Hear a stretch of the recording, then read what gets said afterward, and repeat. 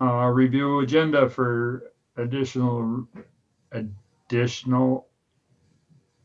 removal or adjustment of any items. Anything?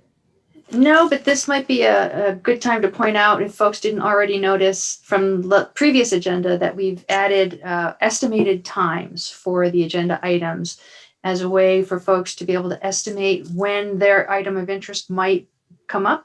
And it hopefully will help us stay focused and move through the agenda efficiently. Keep But us in some check. of the estimates might be a little high or a little low, so we'll have to figure that out. But it's just an indicator.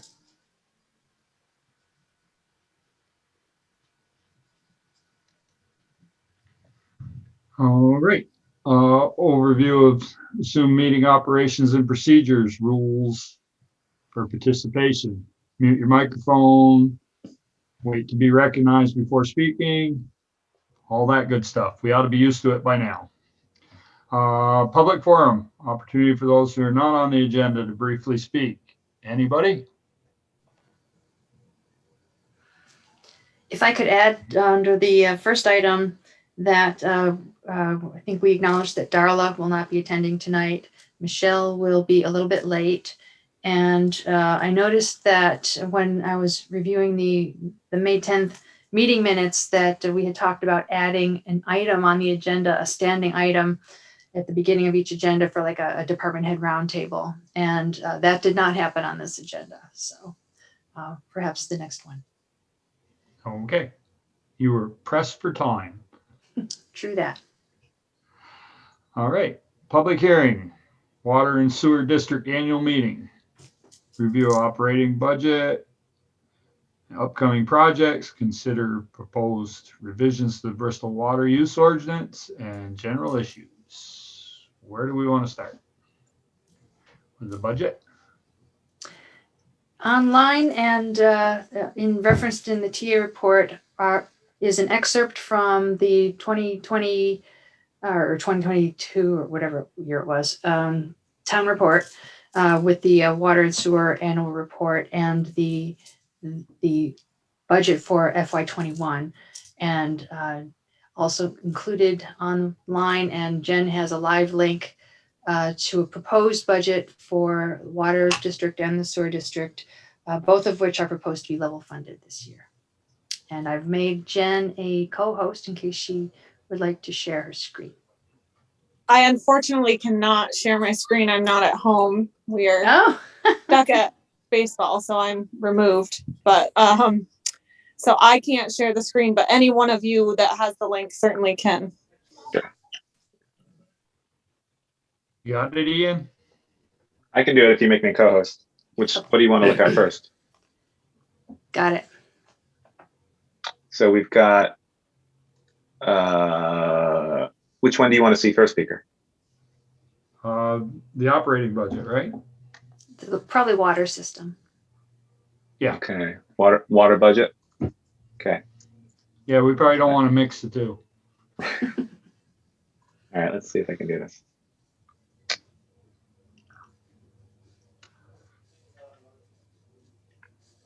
How's that?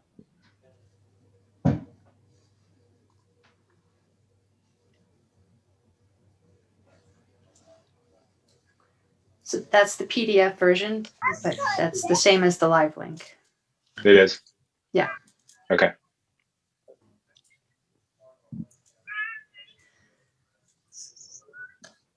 So the some of the numbers were adjusted, as Jen noted, that we paid off a loan, which freed up some of the budget numbers to be able to be reallocated. And one of the major ones was capital, but without changing the bottom line. Right. This is just a level fund budget. I didn't really know which direction you wanted to head. So I think at the very bottom of that page, Ian, it talks about what you have in your reserve fund and what a current minimum use bill is.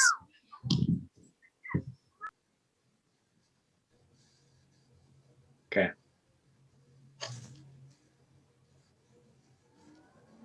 Speaker, question. Yeah. Jennifer, is there one more read to go on here for income, for revenue? Yep. First week of June, we'll do another read. Okay. So let's go back up to the revenue first, Ken, if you would, please, Ian. Sure. So that's basically 3 reads there. Yes. Yep. That 254 Okay. is on 3 reads. We're talking just under 80,000. So we'll be somewhere in the neighborhood of what, 330? Yes, there have been a couple of kind of. Speculating. Am I muted? No. Okay, sorry. You're good. There have been a couple of larger leak bills that have kind of come through. That so it might be an under, Joel. It's kind of hits. I feel like it's really kind of hit or miss a little bit. It's best calculation based on last year. So if you want me to adjust that number based on some actuals for this year, I certainly can.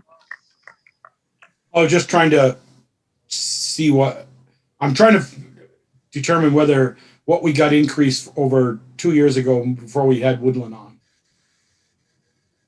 Number one. And Well, Woodland has the rate hold for 10 years. right. But we didn't have anything from them before, so we must get some revenue now. Right. Right. I mean, their average is around, well, I'm not gonna say because I don't know and I'd feel bad guessing. But I do have to do an adjustment each billing for them. Based on the amount of water they use, or? Yes, because they have the rate hold. I have to do an adjustment that basically drops not for the amount they use, but for what they're getting charged. Okay, so they get charged for everything they use. It's just at a lesser rate for 10 years. Correct. Thank you. Got it. I wasn't saying that right. So we have Woodland. Any other? I mean, in the coming year, we'll have probably a pretty good increase in water. Correct? With have Robert Fuller's parcel, which I believe is on town water, right? His development. We also have Stony Hill Business Park, and we'll have the new housing development as well, which will all be on town. Yeah, I'm guessing they probably won't be online until the next fiscal year. Would be my, Oh, that's true. Right. Before my they start. guess. I don't see them being built. If they're built in the next 12 months, they won't start using water. That's right. Yeah, but we do have. I mean, yeah, the Fuller development over on North Street that has 2 houses there, and I know that more are going in. So those might be connected. I mean, I guess they did get connected, but it's whether they're being used. Well, they still pay the minimum fee, don't they? Oh, I guess so. Yeah, if it's connected, yeah. Yeah. Unless do they pay the minimum fee, Jen, or are they shut off until they? They're shut off until they get a meter installed. Oh, okay. So we're just waiting for those all to be kind of developed at this point. Okay. Not a question on that, Jennifer, but as I drove by them last night, there's 3 of them sticking out of the ground, appropriate length. So we haven't gotten any money even for the shut-offs, the curb stops yet, or anything, or have we? We have gotten that money. We just don't have user fee money at this point. Okay, I thought so. Okay. I was wondering, after looking over the budget, and it's worked well for us, but they started before our time, maybe Peaker's time, but the rest of us, the equipment fund for the trucks and now for the sidewalk fund and paving fund. If we had I realize this is an enterprise fund, but could we do a fund like that, Valerie, where we had money set into a fund? So if we ever get around to doing a street again, a whole street, and we get some state money and we get some extra money, that we could maybe take part of it out of that so-called capital construction fund. Could we do that, Valerie? Well, it's my understanding that there already is a water and sewer capital fund, a separate water fund, separate sewer capital fund. The auditors commingle them for some reason, but they Is are that what I see separate. there? I'm sorry. Yeah, so if you look 3 up from the total, Joel, Right. says Capital capital improvements. improvements, and that gets put into the problem being how expensive it is to do a project like that typically there's not enough money in there to get a project done.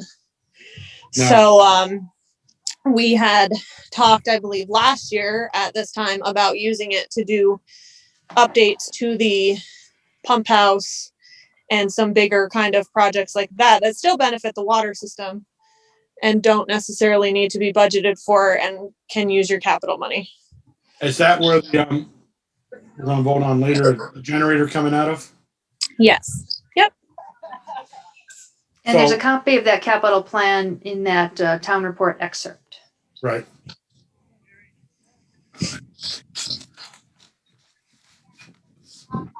In theory, it's really, that money's for the next 2 years at least. We're doing a generator this year and maybe a touch pads or some kind of control board at the pump house next year. There's no real money for street improvements, so to speak, water improvements underground. Am I right to say that? Not necessarily through that fund at this point, although it might be able to leverage other funds.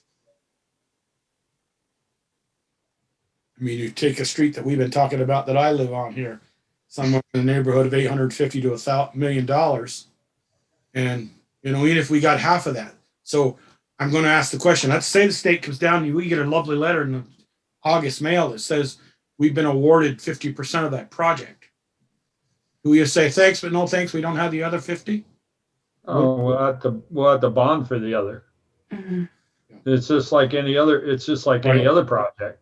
And then that bond over a 20-year or 30-year period would be paid off, and we'd take that, have to pay the bond every year through that capital, through the water rates, correct? Correct. Yeah. Like, my point is, could we raise the water rates, not blow them out of the water by no means, a couple of percent, and make that capital improve our line? Do we know what the percentage of the rates that 28,000 is, or the proposed 38,000 is? I do not. Last year we did an 8% increase. It's 10%, right? If it's a $300,000 budget and it's Right. $30,000, it's 10%. Right. So I guess to answer your question, Joel, it would be, that's the easy way to figure out how much it would go up depending on how much you wanted to put in there. If you wanted to do 60,000, it would be the water rates would go up 10%. I'm not thinking that, Peter. I was thinking maybe. No, I'm just saying that for Yeah. easy. And no, I get you. I was thinking maybe like 2% would be, $7,000 more in there. And I know that doesn't sound like a lot, but It's a start. When was the last time the rates Last were year. raised? Okay. I mean, we don't want to get into a habit of bumping them every year. We need to sort of have our longer range plan and either put it up a healthy amount to enable us to be where we need to be. Is Jen, for the meters and touchpads, you put 2,000 in for the 2022. Is that going to be enough given that we spent 45? Is that because we spent 45 and so that 2 is going to cover us? I think so. I mean, typically we don't, but we had some bigger meter like we had to do KTP this year, and that was like a huge meter, so that was a lot more expensive than So we typically have. 2021 wasn't a normal in terms of meters and touchpads. Okay. Yep. So that's kind of like I said, I just level funded because I didn't really know what direction you wanted to head. We can alter or change it any way you guys see fit. I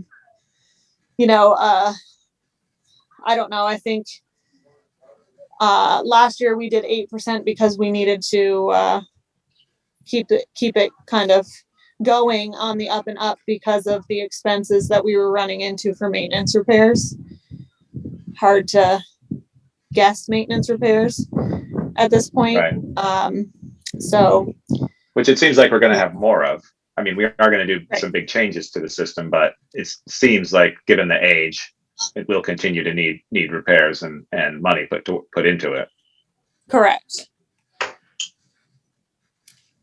One thought I have, Alan, you're looking on here. Do you see anything that looks out of whack or anything you think we should adjust?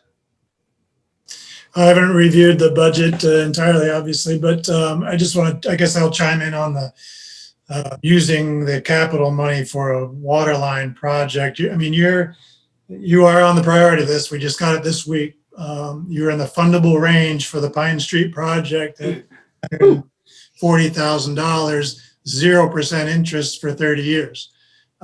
So there's a pretty good pot of money available to us, provided we can meet all the deadlines, which we don't even know what they are yet. Reviewed the preliminary engineering report that we submitted in February, or at the end of February. But the fact that the project's on the list makes me think that they are pretty okay with the preliminary engineering report that we submitted.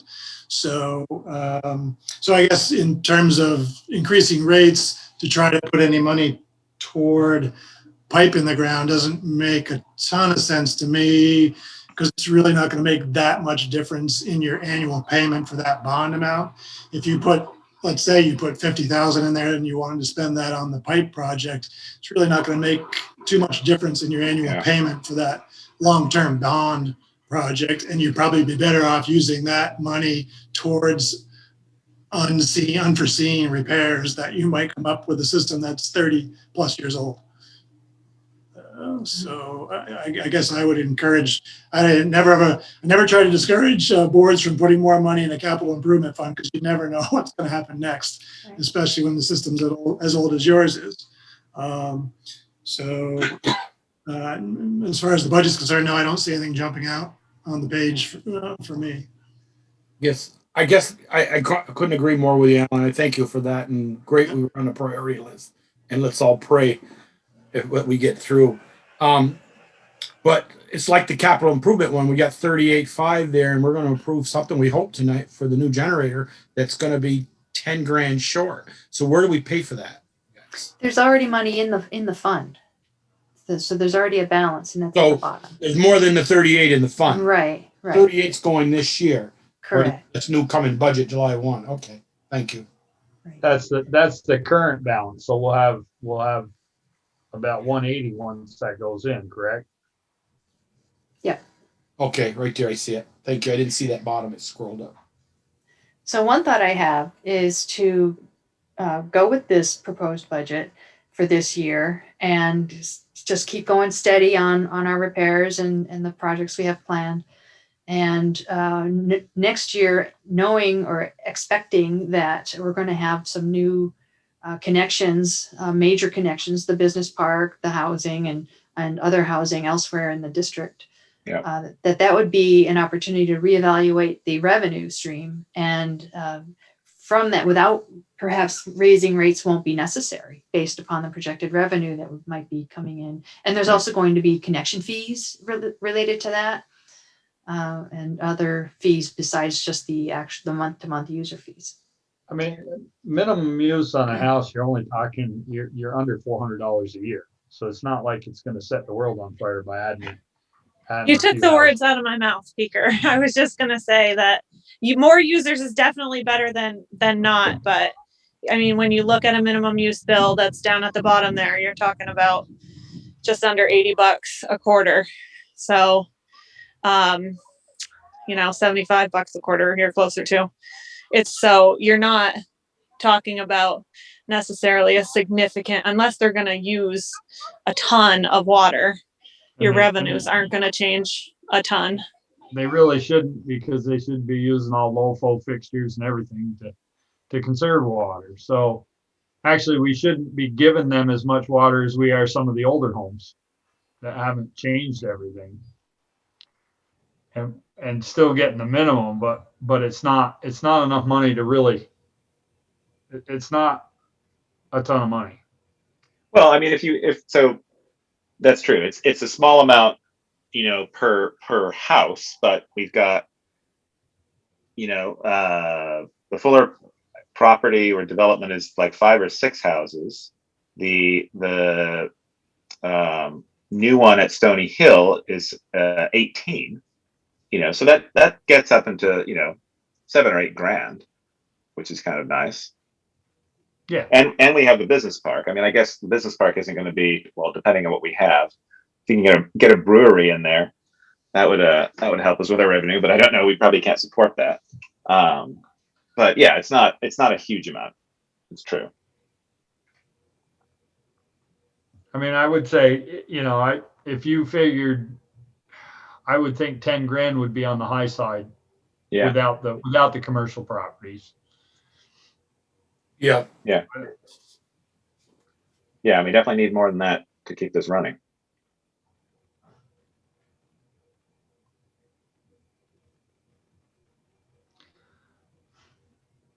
I mean, and that speaks to Joel's, in terms of looking at the rates again. And Joel, you've always said that our rates are very good compared to other towns. That is true, Ian. And the other thing is like progressive increase is never a terrible thought with as low as the rate currently is. Right. If you do Joel's 2% for this year and you put 2% on your $75 bill for a quarter, that's not going to be a terrible amount of money. That's Right. $1.50. Right. So, I mean, that's the counter to that, is that you do a progressive increase over the time just to accommodate for things that potentially come down the pike and be able to save the money in the meantime. Yeah. And I guess I'll pitch in on having done budgeting for most of my professional career for a variety of reasons. You have fixed costs and variable costs, and some of your variable costs due to the economy are going to continue to go up. Like heating places, metals, copper has gone up. Oh my God, $9.34 a foot for 1-inch copper right now. Even plastics. Plastics have gone up almost 200% this year. So I think it's important to remember that even though some of our costs are fixed, some of them are variable. And if we level fund for too long of a period of time, we may find that we didn't account for variable costs. Yeah.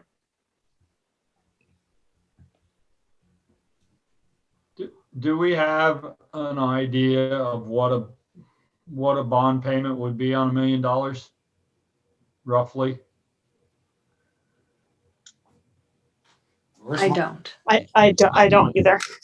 Well, the only reason I ask is if we were to decide to go that water line, we need money there. We haven't freed up enough money with other bonds being paid off to be able to pay another bond, have we? No, and the other ones are a little bit, well, I say a little bit longer, but they're longer. We're still, We still have a lot of time. My thought being, one, to give us a cushion like Jill said, but two, if we were to go forward with that project, if 2% would be what, 60 grand? No, 2% on the total. Is there 50% loan forgiveness? Is it a $1 million project with 50% grant, so it's borrowing $500,000, Alan? Or is it $1 million loan for $1 million project? Muted. Alan, you're muted. Sorry. I don't have the details on what the subsidy is going to be yet. Okay.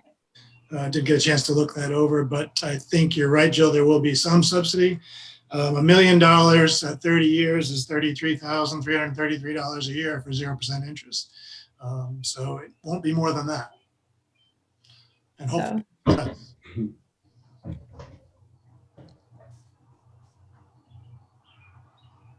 Do you want to look at any other documents related to this? I'm just 2% of that 2% of 300,000 is what? 6,000, about 6,000 people probably. So it would have to be, almost 10% to encompass that loan payment. Yeah. Unless forgiveness was good and high, like 50%. If the state decided to put some of their relief money that came through the last bill into this SRF program and do some significant forgiveness, which I don't know if it's been determined. That's what we've been kind of praying for as operators. After the last time we were promised 50% forgiveness, I'm not willing to go out on a limb until we have it in our hand and tell the voters Yeah, that's true. that's what it is. Because, all right, well, just think of it as 100% cost. well, that's what happened to us on West Street. You know, the guy who we met with told us 50%, and then when it come down to it and we started pressing, he was no longer with them. And Don't even bring up the lead pipe one, Baker. No. What's that, Alan? It was I cost. said, don't even bring up the lead pipe dream that we thought we yeah, had. Yeah, I learned more about that. It's actually the customer service connections, and you have Yeah. to document every single one and do like reports of paperwork, and they make it more work to get the money than it's worth. a lot of that free money costs you more than if you just do it yourself. Yeah. Unfortunately. Well, for Oh. long range planning, there is this concept at times where you can do maintenance projects as long as it's under 1,000 feet. The advantage is that you could do bite-sized projects every year to kind of work your way along. The disadvantage is I don't think it would be very easy to do a complete project wherein you're taking care of the sidewalk, the water line, the stormwater, and the road all at the same time, where you're just doing such little tiny bites. Yeah, and then you're gonna have pieces everywhere. If you do the whole thing, you're gonna have pieces and joints everywhere. So Yeah. I kind of, both Cyrus and I are kind of like, it would be only for if it was a really financially strapped community that really couldn't get any funding or be bonded at all, which is not the case. So what's your pleasure with the budget?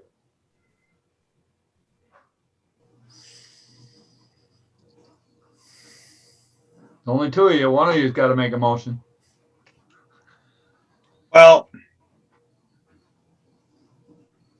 I don't know. I guess there'd be more discussion in terms of the 2% if we wanted to look at doing that, you know, and have that gradual increase. But I think we might need more discussion about that. But Valerie or Jennifer, a question for you guys. Next meeting will be what, June 14th. 14th?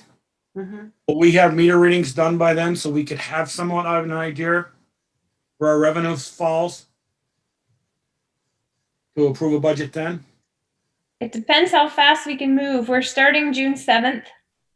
And it just kind of depends how fast we can get through the read. It's a walking read. So it's Right. Yep. 640 boop, That's fast. on each house. So sometimes I've seen it happen in a week. And that's when Cyrus does it because he's amazing. And he knows where every little touchpad is when they're hidden behind somebody's motorcycle or their broken down door or their big picky rose bush. But it probably will take more like, it usually takes almost 2 weeks. And here's a question for Jen, since she is likely to be on maternity leave at that point. If there is any expectation that she would zoom in during that time or just be not available. So that's a question. I think she went up to the plate. She had to go pitch in the little game, maybe. Been there. So let me rephrase it. She might not be available Right. At the June 14th meeting, in which case you'd have to cope with me. I guess my question is, I think we can justify it to the public a 2% increase because I realized the 8 last year, But as Jill said, steel and copper and all that stuff has just gone through the roof. The touchpads may not even be able to be bought for the price we've been buying them. I don't know. If it's COVID related, everything's gone up through the roof. So I could justify a 2% increase in the water rates. We're talking $1.50 per quarter on a minimum user. Not a lot of money to get that, but I'd rather a couple percent every year than an 8 or 10 in 3 years. And is the idea to allocate the additional revenue to the capital line? Yes, for more improvements or more maintenance items. You know, I don't know if Jill has some idea what that control board's going to cost in July or August. My guess is around 100. There you go. So Around 100. she showed us the bottom of that page at 147 if we vote tonight's in. Well, you also have 38 coming in. So, Right. And the bids for the generators were closer to between 45 and 50. So, 100. So you've chewed up that whole surplus. Well, we had Yeah. estimated 75. yeah. So, I mean, I was. Well, I was no, I'm not really blaming cool. anybody. Plus, but you showed us that we have 147 in there. That's all going to be gone on 2 projects this summer. And So here's, if you guys allocate an additional 2% and it goes into the capital, can it reallocate to bond payments so that it can go towards a bond payment on a bigger project? Can that budget work that way, I wondered? Are we The one- locked to, we're not locked to capital projects with that plan, are we? With that, like with like our capital paving is locked to paving. Our capital building is locked to buildings. How is this fund tied up? Does it have to be a capital improvement to the water system? Yes. And is a bond payment considered a capital improvement? That's considered an operating expense, I believe. And as we're talking about bond payments, in all likelihood, the possibility of a project actually being constructed this coming fiscal year and having all that financing in place, the loan payment wouldn't kick in until the following year anyway.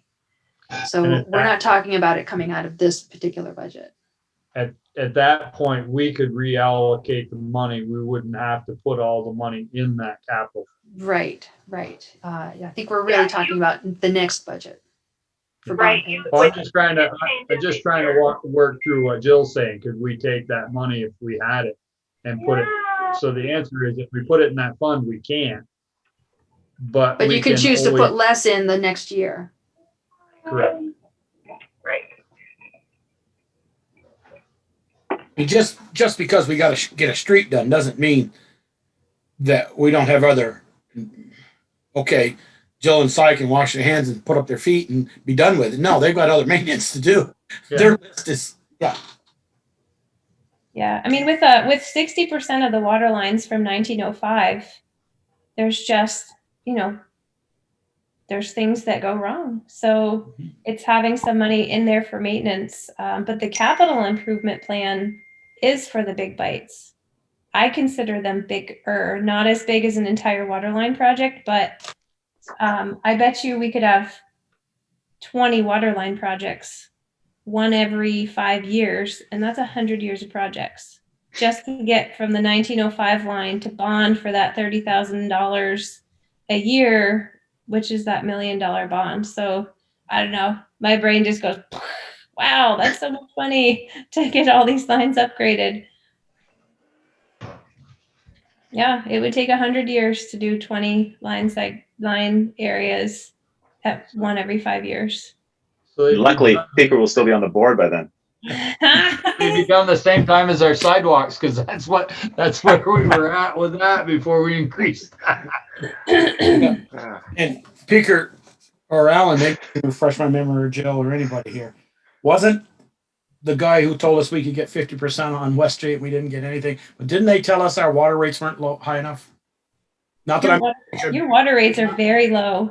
Yeah. They're very low. Yeah. It's advantageous to 2% customers. is going to kill us. You'd get Got a Pine motion? Street. Joel, What's that, Peter? is that a motion? I make a motion, we increase the water rates by 2% this year. Cover the Gonna cost. have to wait 5 years to get to your 10%. No, when No, we With don't the have extra to. allocation headed to the capital fund, Joel? yes. Ooh. A second. All right, any further discussion on the motion? Hearing none, all those in favor of raising the water rates 2% signify by saying aye, raise your hand. Opposed, nay. Motion carried. Now you want a motion to accept the budget as amended. Don't turn around, Joel. There's nobody behind you gonna make the motion. No, my wife is coming down the stairs. I'll make a motion to accept the budget as amended. With one question after I get a second. I didn't see a huge decrease in electrical, and we thought we were going to see that with the solar. Is that somebody explain that to me? I think we're still waiting to see how this solar credit thing works out. Ian, maybe can you speak to that? Not in detail. I know that there was definitely different amounts used last year. It was a different year too.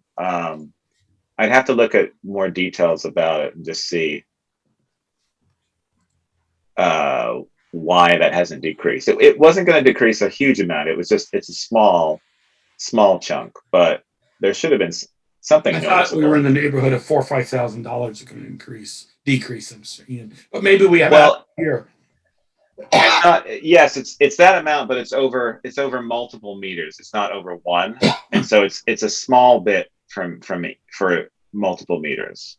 That's maybe why we're not seeing water department, fire department. Right. Yes. Those okay. Yeah, and it does, as Jen said, it's going to take like a whole cycle, which I don't think we're at yet. I don't think they've been on a year or maybe two to be able to sort of see what the array is producing. And then there's like the piece of, we still get some charge from That's right. the company. So the initial savings we see on the Green Mountain Power bill, but then we get another invoice from the solar company that's based on usage, or That's right. totally botching this, but No, that's right. Essentially, we get all the credit comes to us from Green Mountain Power, and instead of us keeping it, we're giving them 90% of it because they paid to do the array, and we're just taking 10%, and that 10% is spread across 5 or 6 meters. So we see a small reduction. Well, if you look at our bills, the reduction is there, but we don't get to keep all of that, unfortunately. If we own our own array, we would. But we'd be paying for that. So That's right. And we know how much those are going to cost. So yeah. Yes. But so that's why Bill kind of. Further discussion on the budget as amended. John. I would just add, I haven't read your contract, but probably your electric rate is stable over time. So there's more future savings ahead of you in terms of the solar. Correct. Yeah. It's going to take us a while to get there. All right. Further discussion on the budget as amended. Hearing none. All those in favor signify by saying aye. Raise your hand. Opposed? Motion carried. Sewer budget. Or is there more on the water that we need to deal with? Okay, sewer budget. Okay,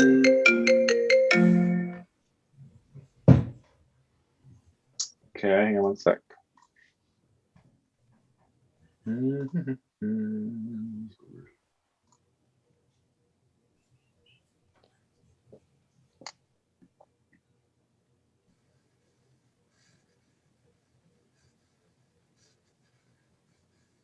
So this one's been level funded again. yes, it has. The sewer, as we've talked about in the past, is a little bit tougher just because it's only 35 users, or 30-ish, 30 to 35 users, I should say. So I'm happy to again, follow whatever direction you'd like to head. I just don't quite know what that direction is.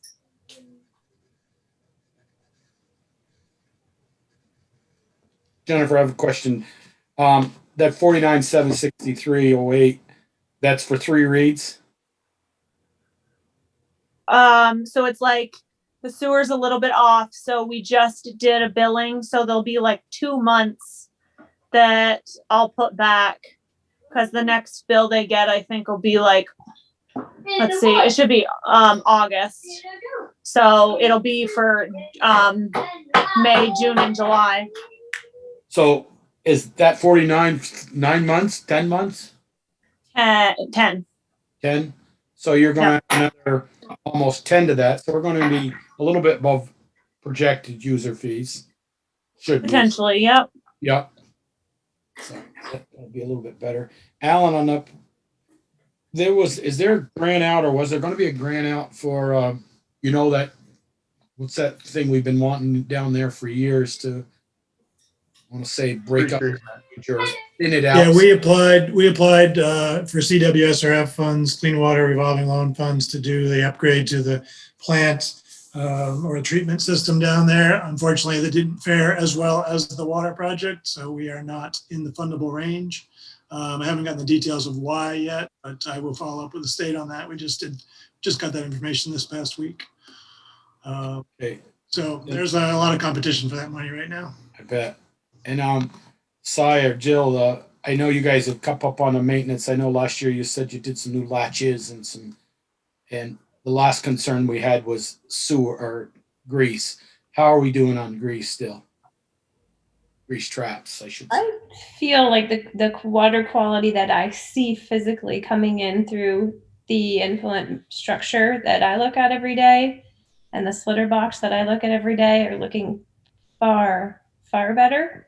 Oh, good. The actual laboratory analysis is still showing plenty of BOD and fats, oils, and greases. There are definitely there are restaurants now.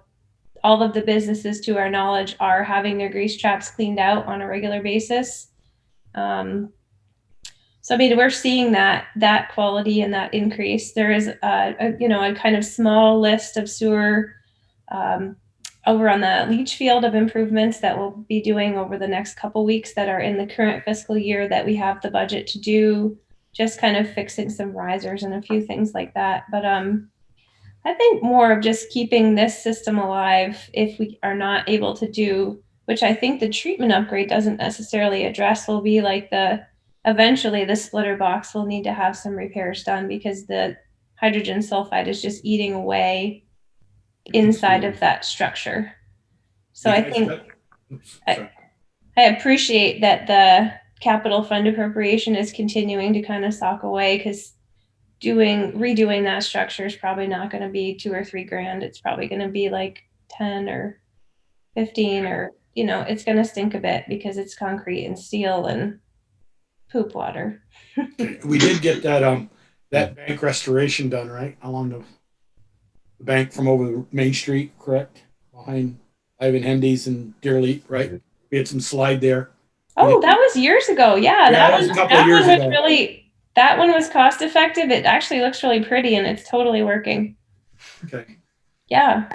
I wonder if the grease is, you said it looks like it's better off now. I'm wondering if it's because of 12 months the restaurants haven't had to clean plates and stuff, and most of it is takeout. Yeah.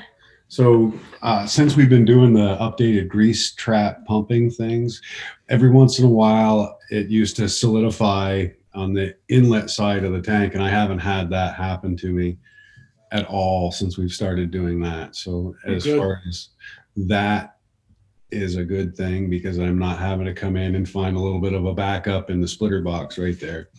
So yeah, it's definitely, we're making progress. Good. I'll make a motion, Peaker, that we keep the sewer budget as it printed. Second. Any further discussion? Hearing none, all those in favor signify by saying aye or raise your hand. Opposed, motion carried. Gotta figure out where we're at here. John's got a question figured. Just a quick observation, just regarding that place that slid behind Hendy's Deer Leap there. I have watched that, the surface water that comes down. I have watched it lip over since that repair was made. And I think it would be a very prudent expense, very small expense, to put a surface drain in there like I have in my driveway, which basically captures that surface water, puts it in a pipe and runs it down to the bottom of the hill where it's going anyway, and lets it go down at the bottom of the bank, and that at least keeps it from digging the bank out. And long term, it's going to be a lot cheaper to put $1,000 into such a pretty simple precast drain system than fix that again or periodically every 5 years. And if we get, the global warming modeling is for bigger, larger rain dumps, it's just inevitable that that's going to happen again. And I have been watching it since that was repaired, and it does lip over there. And so it's just a matter of time till the big one started going again. Duly noted. And could I put one other thing in just about the pump house down there? Someday it's going to need a painting, and I look right at it. I don't mind it so much, but it is at night with the light on it. It's pink. And I would say that when the time comes to paint that, I would organize a volunteer effort, and if we could get permission to paint it like camouflage or black or something like that, I'd get the labor arranged and the materials donated and do that. So just put that in your notes for later. It's actually in the budget to do in June. So if you wish to change color, we must know, because it's currently white. And it is white, but at night it's pink. It's like seashell pink. It's very pretty. Kidding. Yeah. I wonder the what combination red of the paint and the light, I think, make that pink weird color. But it's the street light. Yeah. That's hanging. That's in the air to the left of the door. I guess I can talk about that offline with you guys if you're open minded about what color it is. I was just going to say, is there any reason? Is there any reason for it to be white, Alan? Can it be any color we want it to be? No reason for it to be white. Okay. So if we want to change the color, now's the time. John, just get some of that black 3.0, the blacker than black, and then it will just disappear. We actually won't be able to find it anymore. Yeah. Anyway, I appreciate the open-mindedness, and Jill, I'll track you down. We'll talk about that. Okay. I think you're going to end up seeing Cyrus tomorrow. Oh yes, I'm sure we will have a nice meeting Tomorrow's around big repair. the ditch. Yeah. Okay, Yeah. good. We'll talk tomorrow then. Thank you. Sounds good. Cool. And we'll let you guys know what color is being chosen. All right. All right. Thanks. Consider proposed revisions to the water ordinance. I'm mindful of the time. Do folks want to pursue this? If you want to just touch base on the changes, and then Sure. we can Let me If see if I can. if it's quick and easy, we'll deal with it. If not, we'll move on. Yeah, we're at about 50 minutes now. Right. Hi, Michelle. Good to have you back. I am trying to find where it is posted. I did email it out to folks, but I was planning to share the screen. I got it.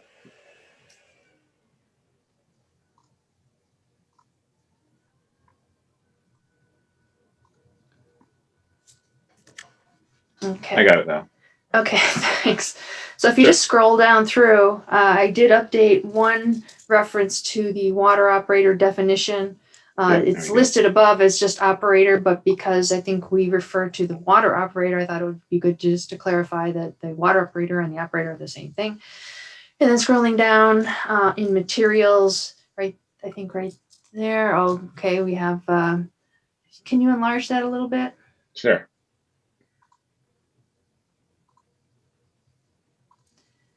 I wanted to make a comment about notification of the water operator at least 48 hours in advance. All right, hang on. And again, this was a quick There we go. effort to try to capture some of the more time sensitive things that we've been dealing with. I at first I put written authorization by the water commissioners, but then it occurred to me that there might be emergency situations where a contractor gets called and to do a repair or something, and there isn't time for the water commission to meet. Or so I'm wondering if maybe written isn't necessary, but definitely making sure that the water operator is contacted, and maybe have a provision about emergency, that the water operator will be contacted as soon as possible in the event of an emergency. Values say the operator shall be contacted in advance of the proposed tap or connection shall be present to witness the installation. So we're allowing other people to do the installation on a tap. Well, I thought. So how should we clarify that? Yeah, that's I'm looking for that kind of feedback. We've always allowed other people, I know, like the wet taps, and it's usually typically McDougal that comes and does those. I mean, it's not, you don't do wet taps, do you, Si? No, I don't. I witnessed them.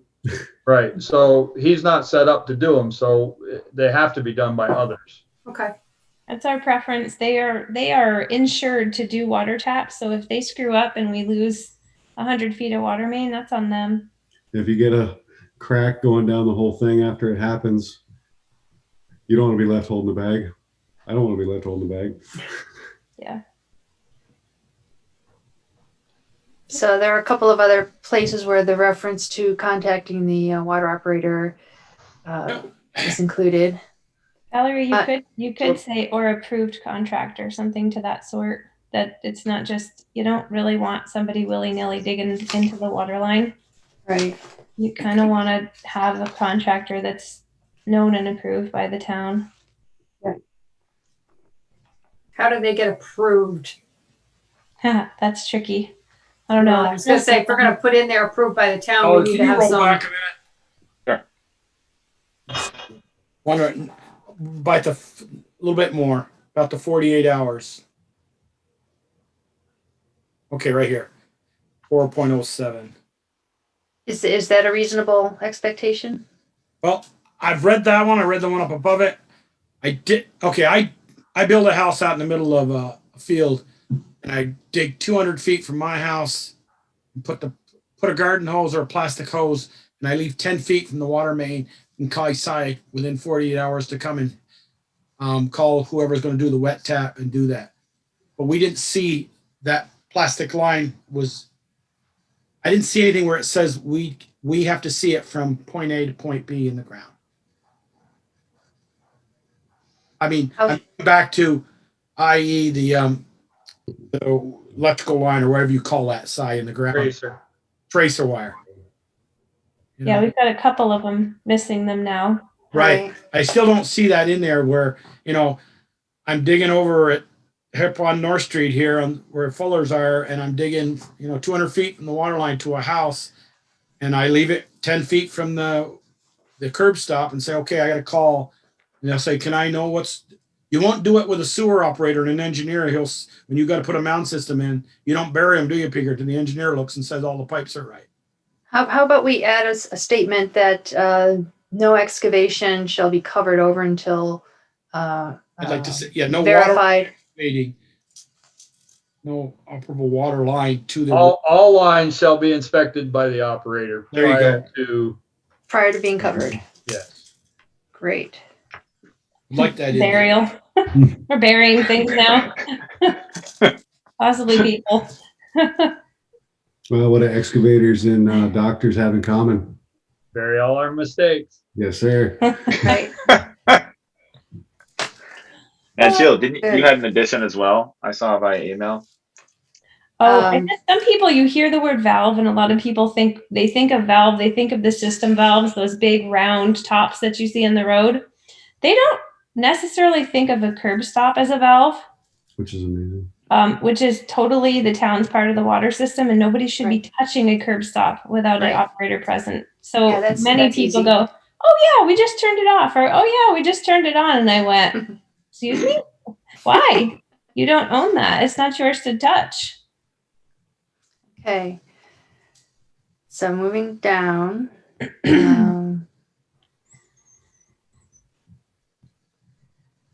So here we talk about materials. Where this section references the using approved materials and that kind of thing. And I couldn't remember what the preferences were of the Okay. Water Commission. It's K-type copper. K1. K-type cup. What's it called? Just the letter K, like a kite. K copper. Right. K copper? Is there a hyphen? So is it K hyphen copper or I don't know. Or K, did you say K type copper? Type K. I think it's called type K. Yeah, copper. just put the K where the X is, eliminate the, Okay. Mark. Yeah, I believe it's L is for inside of a home and it has like blue, and then K is for outdoor and it has like Okay, red. very- Yeah. Okay. yeah, K And- copper is thicker than L. And is that general statement about the copper and the ductile iron, is that accurate? I'd have to ask Ellen on that one. I think that the Blue Brute was used on the West Street project because they were allowed to use an approved or equal, and Federal. maybe That was USDA. Federal job you can't dictate as long as it's approved. That's what Okay. we're told. okay. Yeah, and the Stony Hill Business Park also has plastic piping. I don't recall what type, is it PVC or some other type. Blue boot. It's Blue Boot. It's all, Blue Brute.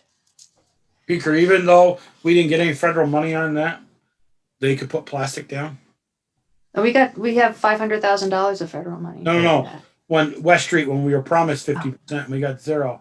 But we got some, but it wasn't anywhere near what we were promised. Thank God the bids came in lower. Yeah. I'd still like to have something in here, checked with a few towns. Brandon has it, Middlebury has it, Champlain or Panton Water District.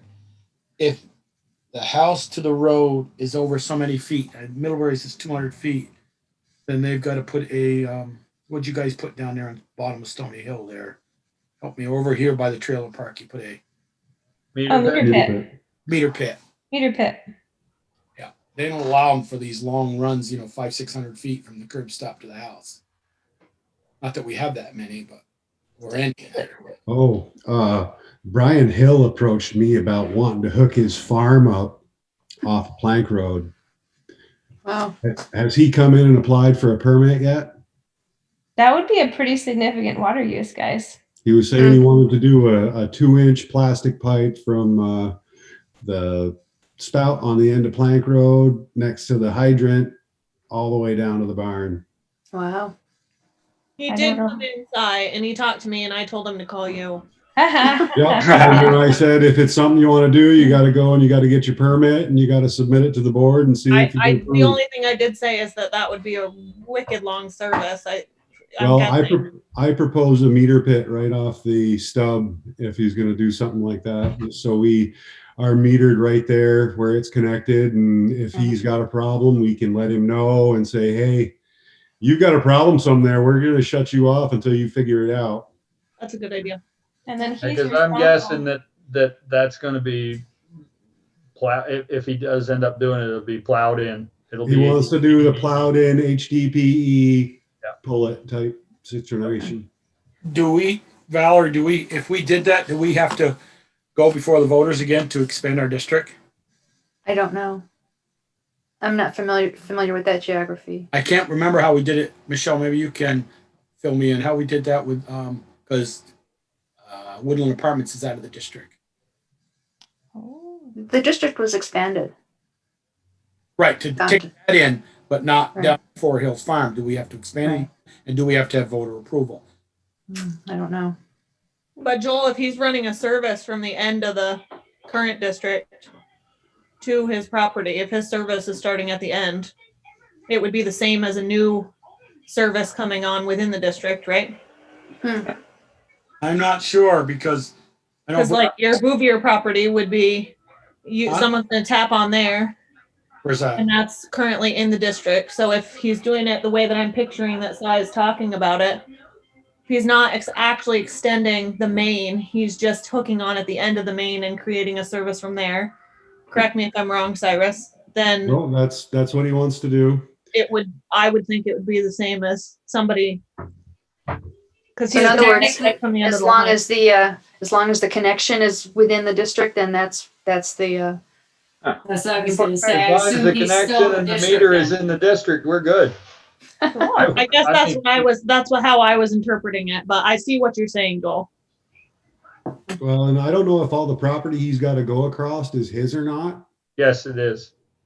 Even the house at the corner, is that his as well? Yes. Oh, well, then he can do whatever he wants, I would imagine. Yeah, but the hydrant is between two houses that he doesn't own. The line ends right there in the dip. It goes past that last house. That hydrant between those two houses, there's another hydrant after that down in the dip. There is? Yeah. There's one right across from Kilburn Drive. Kilburn, right side? Yes. And I found all the valves for it. And it's even all marked out. Oh, okay. I wondered what was going on. I see they were all painted. Trouble. That was me. I was it's a Did you- 1,750 foot pull to the corner. And then he's got to go under the road. He's going to have to go direct bury into the road, or unless Eric lets him dig it up, I guess. Or plow across it. I mean, I'm not opposed to selling water out of the district because we got plenty of it and that's revenue. Well, that's a good spot too. The farm, they use a lot. He wants to do at least a 2-inch line. I tried to talk him into doing an 8 all the way down there, but I don't think he wanted to. Fire flow. Well, he'd be That's able good. to put a hydrant down there and be able to deal with something if you guys had something outside the district. Well, let's get them connected. Oh, Joel, Pine Street could happen. That's right. So back to the ordinance. I'm not sure if there's much more. Oh yeah, the enforcement is further down. There might be another reference to materials like that. So yeah, there's just that same reference to materials. And we'll add the reference to the curb stops. So here's enforcement, and I consulted several sources, and I was, and also the Rural Water Association, and they directed me to the Town of Waitsfield ordinance. So this comes from the Waitsfield ordinance, slightly adapted for Bristol, and so hopefully that is better than what we currently have. And I believe that's the last of the changes at this point. So what's the 12.1 that with the line through it, that's going away? No, those are added. Yeah, So why is the line the through- crossouts are going Yeah. away. That's what's That's what we currently there, currently have. Yeah. Okay. which is not helpful. I mean, it's not a useful Yeah. provision. So Valerie, any violation, blah, blah, blah. So I don't put a tracer line in it. We're going to cost me $1,000 to get it all dug up. And that's my first offense. I just pay the 50. Seems fairly unreasonable. Well, do you have to You have correct to dig it up. That's what I'm asking. Yeah. You have to correct it. Well, it's an offense, Joel. So if they don't fix the offense, then it's a violation every day. Right. Ooh, we didn't put that. It doesn't say that though, Michelle. Each Yeah, it day does. violation continues. It's not 406. Ooh, Valerie, that's a good one. Each day a violation continues shall be considered a new violation.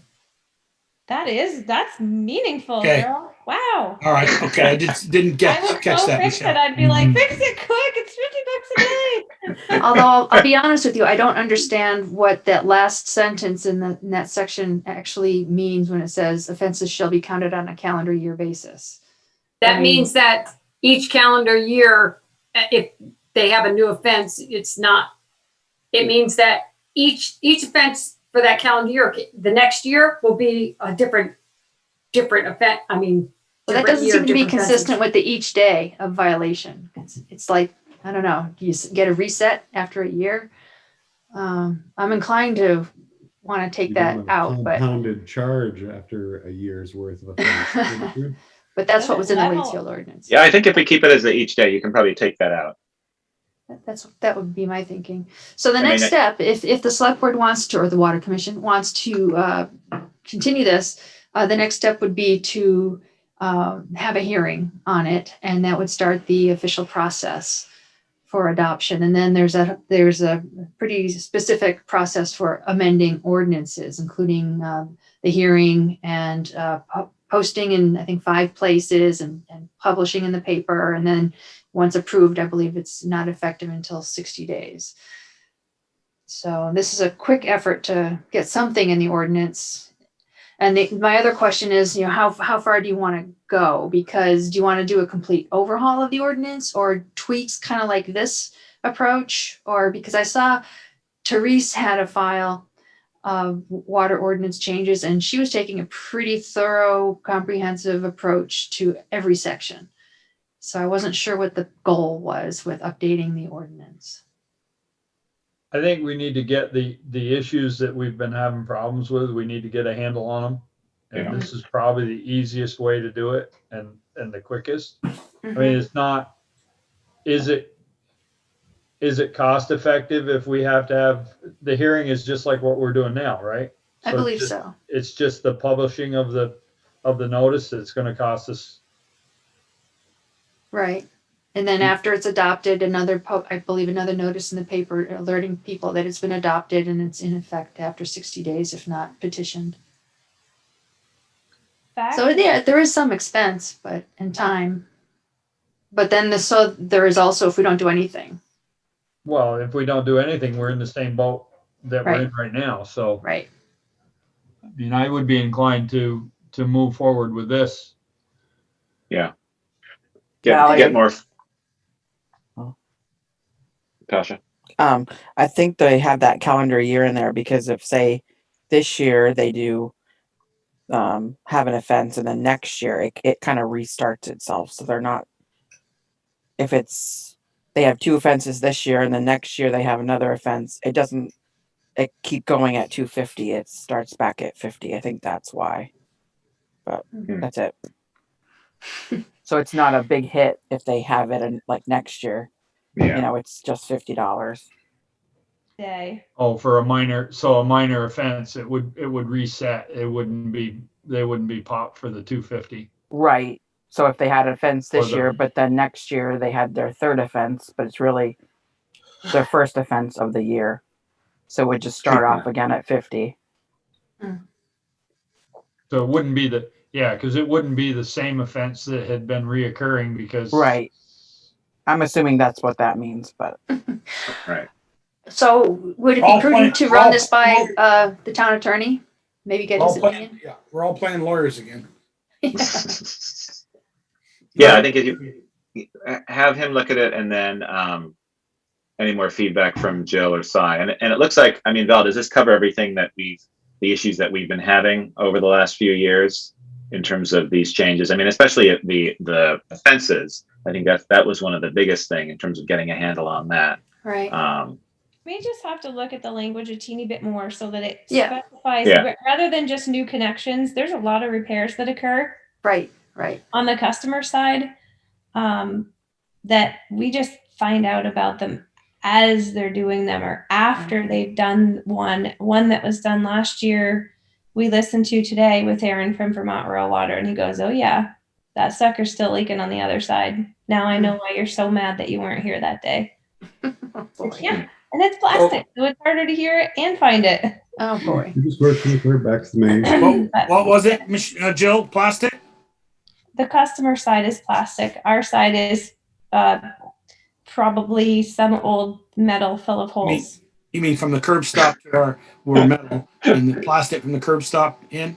The problem with how that went down is if I was around and was notified correctly, I would have been able to probably fix it on our side and not have to run a line into the ladies' basement. It's all about figuring out what you got when you get there and going the correct way instead of going your own way. I was hired to do this. This is what I'm doing. Right. And I'm not trying to point fingers or nothing, but I would have loved to get hey, yeah, I'll be there instead of I'm here now doing it. Are you okay? Yeah. Right. So I recommend that since folks are just seeing this for the first time today, that take a little time, look it over, and get back to me with comments. And we will schedule the public hearing for the first available opportunity and go from there. Val, what's the consequences if somebody doesn't do it? Doesn't do what? Doesn't do those repairs. So I got, well, can we shut the water off? Not right now, not with COVID. Well, There's a moratorium. There right. is a vague statement in the ordinance that says that the water commission can take whatever means are necessary to prevent the waste of water. But Do we want to unvague that? Yeah, I mean, I'm Val, trying I would check with Kevin if you're going to check with him on the other stuff, because I think I had this discussion with him and I thought he said you can shut them off. I mean, not right now because of COVID, but I think he said that we have a right to shut it off. So I would check with him on the wording on that. Okay. I guess I was going more with no trace wire was put in, but no leaks in the system. Okay, we know they agree. Yep, we didn't put tracer wire in. Well, in this case, it wasn't required. No, but going forward, if someone doesn't do it, oh, I didn't know, place stupid and didn't know, and we fine them, they don't pay that bill. They don't pay that $250 third offense or fourth offense. Can we shut the water off? I believe so, but that's a good question and a good scenario. I think you need to write that in there. Yeah, gives us some teeth. Mm-hmm. Do you have a question, John? I did have a question. It's more a bit of a comment. It's not something that you need to probably consider in this go around on the policy level, but I'm just intrigued by what Joel suggested. I mean, I know we have plenty of water and that's a good thing. It's really a public asset in a way. And it just made me think about whether the bylaws, the policies that we have could begin to think about selling that water. How do we do that? What does that look like if there's even a desire to do that? Or alternately, in some places the last unit of a resource you use, like the last gallon of water you get charged for, is the most expensive one. And they do that on the policy level by charging. And that would open up, maybe we have some big, we have a new office park or a new manufacturing park coming online. If there's some big users, then the last unit of water they use should be the most expensive. It encourages conservation, but it also captures revenue for the system from large users that essentially subsidizes homeowners and small users. Anyway, that would be all set in your bylaws. And there's some interesting concepts around pricing that encourages conservation and maybe gives us the opportunity to sell water in a way that, doesn't hurt our system or short us, but that would be something to think about for the future, because maybe that is a revenue source, Joel. You'd put the selling in your bylaws and you'd put the rate structure in your rate structure so that you don't have to touch your bylaws again. And you can touch your rate structure anytime you want. Right. Like, out in the Pacific Northwest, where the federal government has, the Bonneville, big power projects, the aluminum industry uses like 50% of all the power that comes off the federal dams. And 20 years ago or something, they put like last unit pricing on that resource, that publicly produced electricity. And it made the aluminum companies reduce their electrical uses because the last unit that they used was the most expensive one. And if they could back their usage down, then they're backing their rates down too. So it's a really interesting incentive structure, and it builds in the ability to get some revenue from these single large users that have the capacity to build that into their cost. You know what I mean? Anyway, something for the future. That's all. Great. Thanks, John. But I think, John, to your comment there, I think Jennifer mentioned it a couple of years ago that we could, like, Cy has had a meter on when they were paving or wetting down West Street. McDonald's or Hutchins was buying water, and we billed them for that.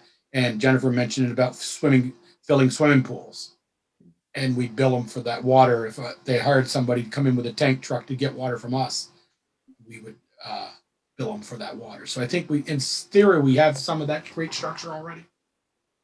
Bulk water. Yeah. All I can say is if Coca-Cola owned our spring, they'd be making a lot of money from it. Yeah, they make Nestle don't And they? all of those bottled waters, a lot of those big companies, they make a ton of money on it. And we have a significant resource there. And I just wonder how we can think about structuring our bylaws and our pricing to maybe earn some money from it. Turn it into a tourist attraction, Bristol's finest water. It is beautiful. It will actually the water regulations on a public water system are far stricter than on bottled water companies. Vermont's finest. That'll get some Totally. headlines. I think Vermont's finest allow them was to have a already dip taken. in the water reservoir up there. Ooh, the old reservoir is pretty gross.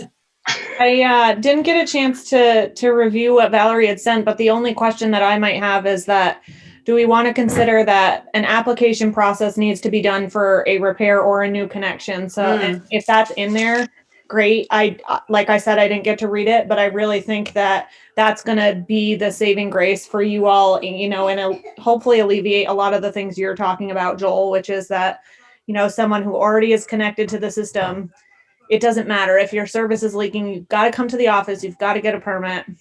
Maybe the charge isn't there, maybe whatever, but you need to come get permission to dig so that we're aware of what's going on. That's a really good suggestion. And I did So I look don't know around. what's in there, Valerie. I just It's not. And okay. I did, months ago, I did look around on other water systems for their forms, their administrative forms, their application forms. And I could not find any examples of applications for repair. Because I thought somebody had mentioned that one of the Chittenden County water systems had a application process for repairs, and I called a few and they said, oh, that's a good idea, but they didn't have any. What they have instead are a set of specifications that specify what materials and what standards, like construction standards of how things need to be done. Mm-hmm. Because we don't have them, they do it. So if you don't have construction standards to point to that specify depth of bury, that specify type of materials, that specify all of it, you know, how to bury it, all of that. You're shop trolleying for a new service. You know? Yep. Yeah. Then because you're missing that detail, that's where having the water operator there to say, 6 feet. You're not burying that 3 feet. That's not acceptable. It would seem as though all these cross references to these standards that are referenced in the ordinance kind of include those by reference, maybe. So the AWWA standards is what is currently referenced, and what's approved by AWWA is pretty broad. You know, it's pretty broad. It's not specific to Vermont. It's not specific to the frost lines. It's not. I don't know. So maybe this will give us an interim step while we get the next pieces in place. Yeah. Okay. Well, I certainly underestimated the time on this agenda item. Sorry about that. Currently an hour over. Only by an hour, yeah. It's not bad. It was a typo. Okay. All right. Are we general issues? We've covered those as well, haven't we? All kinds. I think so. Pretty much. Several. All right. Thank you. So we will, if I don't hear any objections, we will close the public hearing on the water and sewer. Everybody good with that? Yep. And move on to the consent agenda. Number 1, approval of curb cut for Gregory Monteith. Monteith, 130 North Street. 130 North Street, per Public Works Foreman's recommendations, approval of curb cut for Greg West on Lower Notch Road, per Public Works Foreman's recommendation, approval of curb cut for Greg West on Lower Notch Road, second curb cut, per Public Works Foreman's recommendations. Make a motion to approve the consent agenda. Second, I get a couple of questions for Eric. All right, further discussion. Go ahead, Joel. Eric, isn't the third or number 3, Greg's West number 2, wasn't that for 3 houses? It said I read the application for you houses number 10, 11, and 12 or something like that. No, it's only for 2. For 2?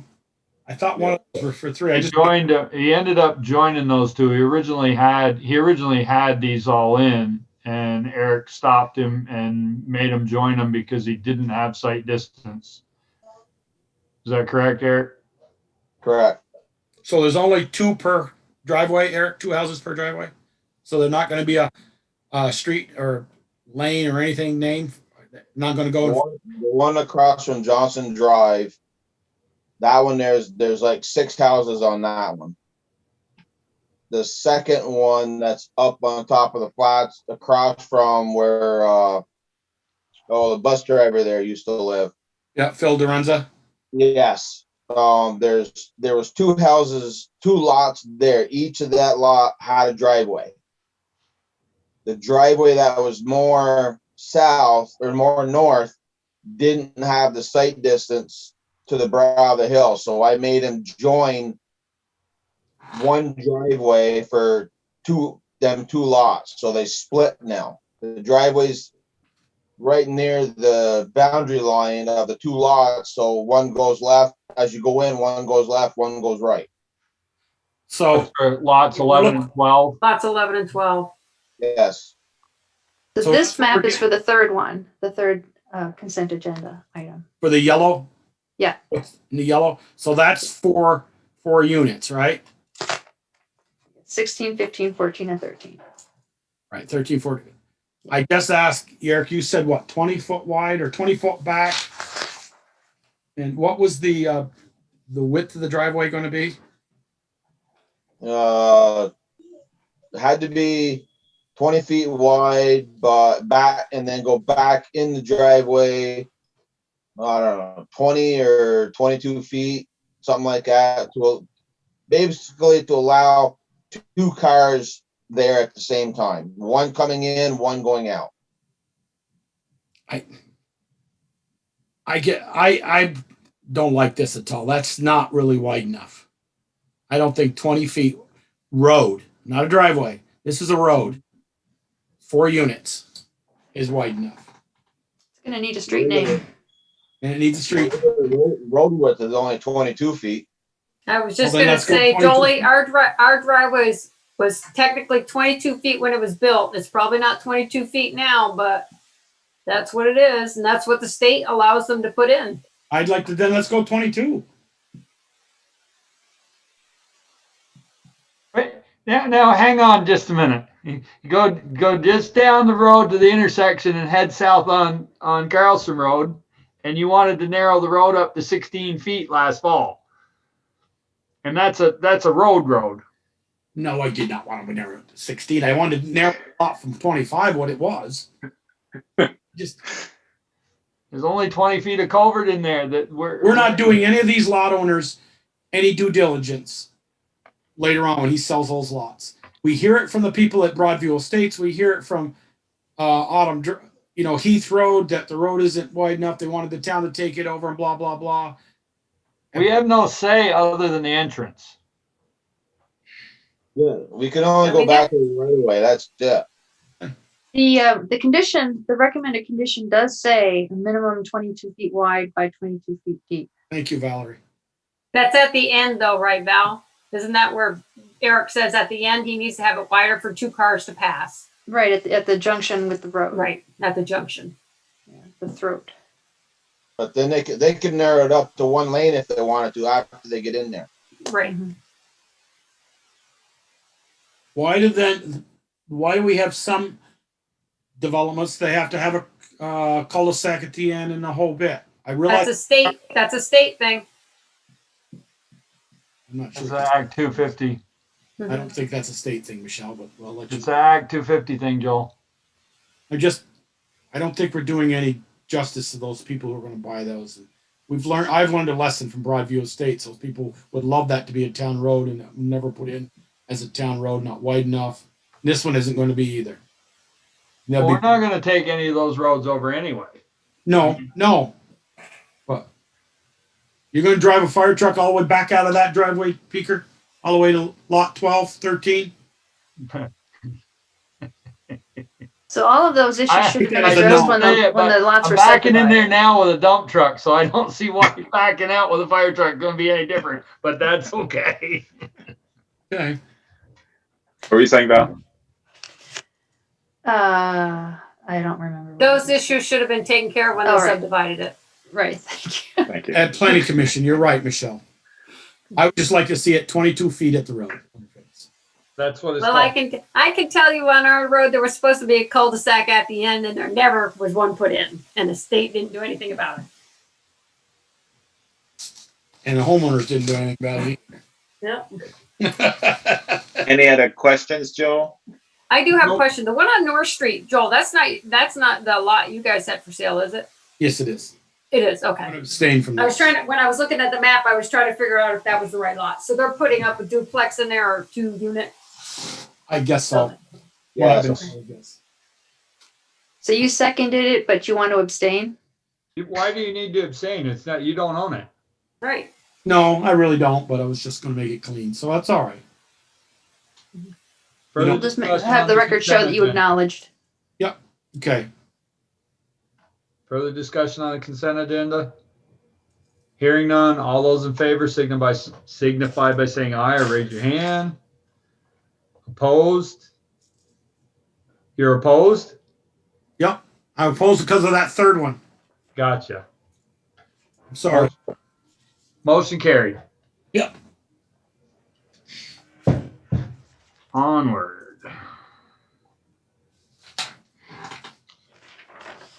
Regular business. Consider quotes for replacement of pump house generator. May include deliberation and executive session regarding contract negotiation. Hopefully folks had a chance to review the memo that summarized the bids. Four responses were received, and Brookfield Service was ultimately asked to provide an alternative quote for a Kohler unit because the one that he originally proposed was one that was not familiar to folks. And he did that, and we are recommending that the Brookfield Service proposal for the Kohler unit be selected at the lower range, the 125 kilowatt range, or kW or whatever. I'll make a motion that we accept the quote from Brookfield Service for the 125 kilowatt Kohler generator set for their bid price. You want me to put the price out there? Yeah.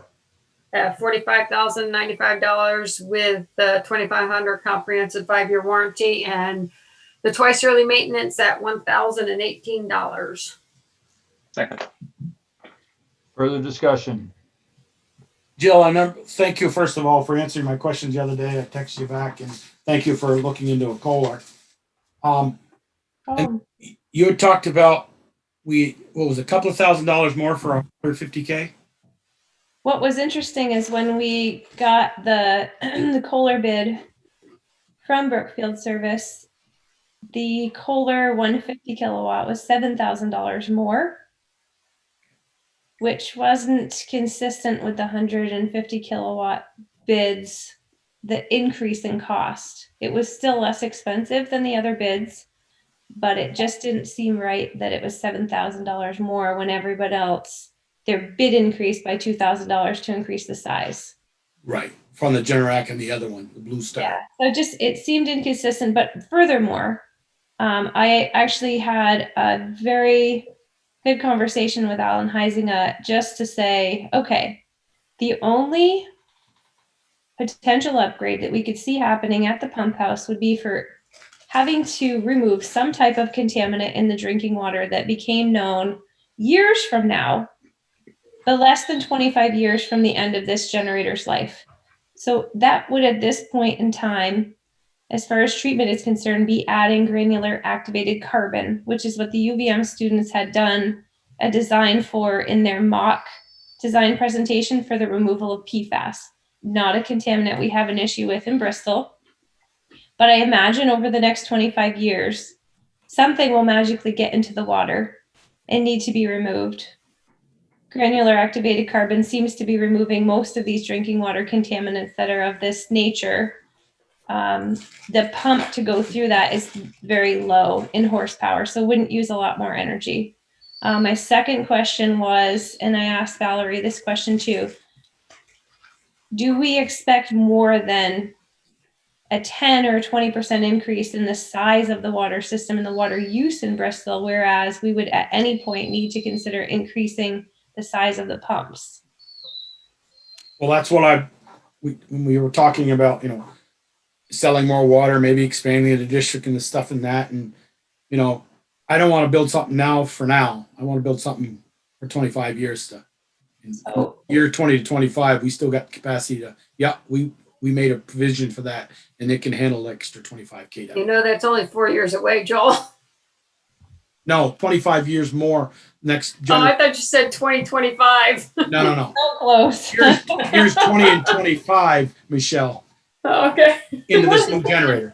So if I understand our last conversation correctly, when we downsized the second pump because we couldn't handle the pressure, we had to throttle the pump back because our lines wouldn't handle the pressure. So we're just going to have to spend more hours running. We're not going to be able to put in a bigger pump.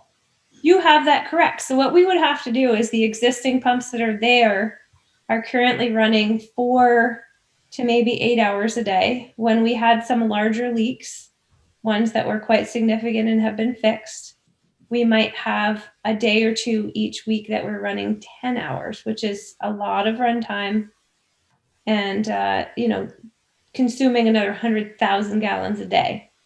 So if we were to grow, we're about 250 to 270,000 gallons a day right now. So if we were to grow 10%, it'd be another 27,000 gallons. It'd be another hour or so a day of pumping.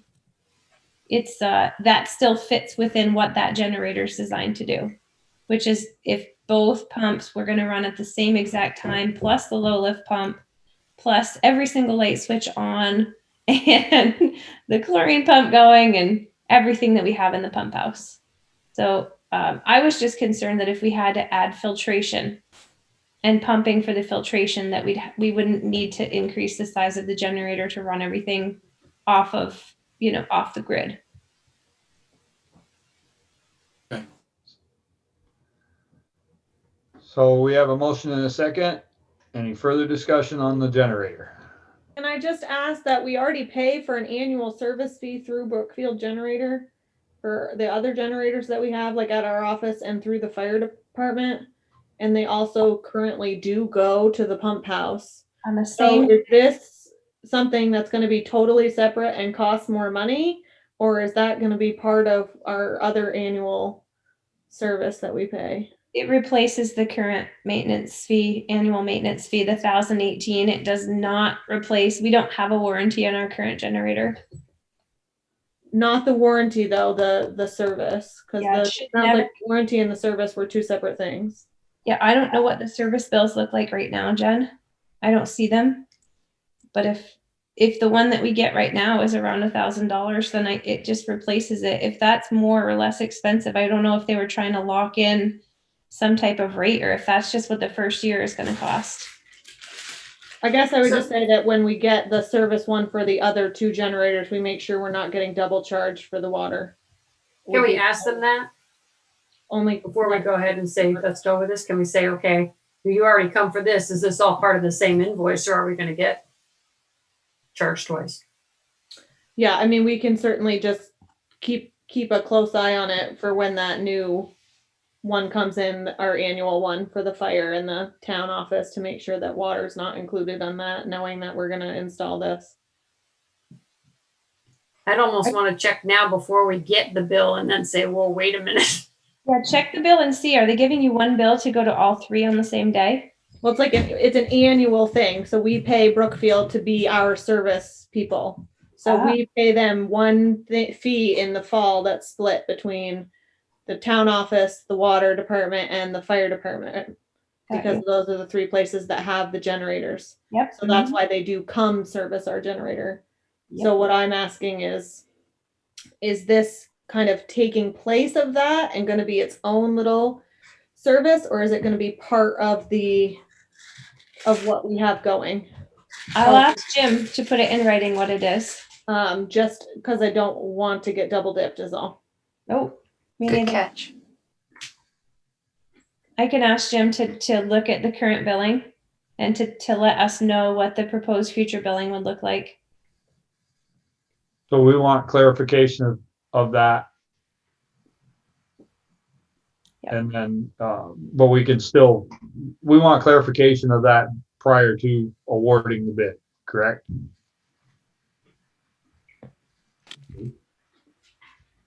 We could award the bid pending clarification of that. Clarification. Yeah. That's what, yeah. That's what he meant. It came out backwards, but that's what I meant. A little dyslexic at times. So, any further discussion? So, pending clarification of that question, we'll award the bid to Brookfield, Okay. if that's the way the vote goes. All those in favor signify by saying aye. Raise your hand. Opposed? Motion carried. Get us a new generator, Joe. We're working on it. It's going to be a 13-week waiting period. Yeah. Wow. All right. Consider proposal received for stormwater infiltration chamber final design. May include deliberation in the executive session regarding contract negotiation. Great, thank you. Well, hopefully folks had a chance to review the information that was sent out this afternoon summarizing the 3 proposals that were received in response to the RFP that was published. In my TA report, I gave you a little hint of what the proposals represented, but I met with Madison Shropshire, who works at the Regional Planning Commission, and we reviewed, we talked about our review of the proposals, and she also had the input or additional input from Mike Winslow, also at the Regional Planning Commission. He also reviewed them, and all 3 of us were in complete agreement that Engineering Ventures proposal was by far the better option, and that even though on the face of it, it looks like they're the high bid, the fact is that the other 2 proposals did not include the cost of test pits in the proposals, and they assumed that the town would be paying for that, either subcontracting with somebody or using town equipment and staff. So when you add that together, then they're fairly on par. Surprisingly, Dana Allen, who was the original designer of the 30% plans, he was subcontracting with Otter Creek Engineering, and anyway, so we were surprised that the proposals didn't measure up more favorably. I make a motion, we go with Engineers Ventures. I did read your proposals. Thank you. Second. Further discussion? Hearing none. All those in favor signify by saying aye. Raise your hand. Opposed? Motion carried.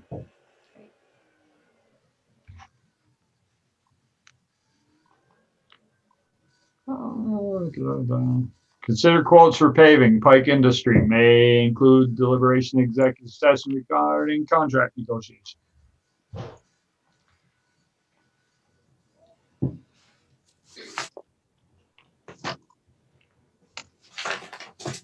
Hopefully folks had a chance to see the quote. I can pull it up on the screen, presumably. Didn't see those. I went to my spam folder. I didn't find it.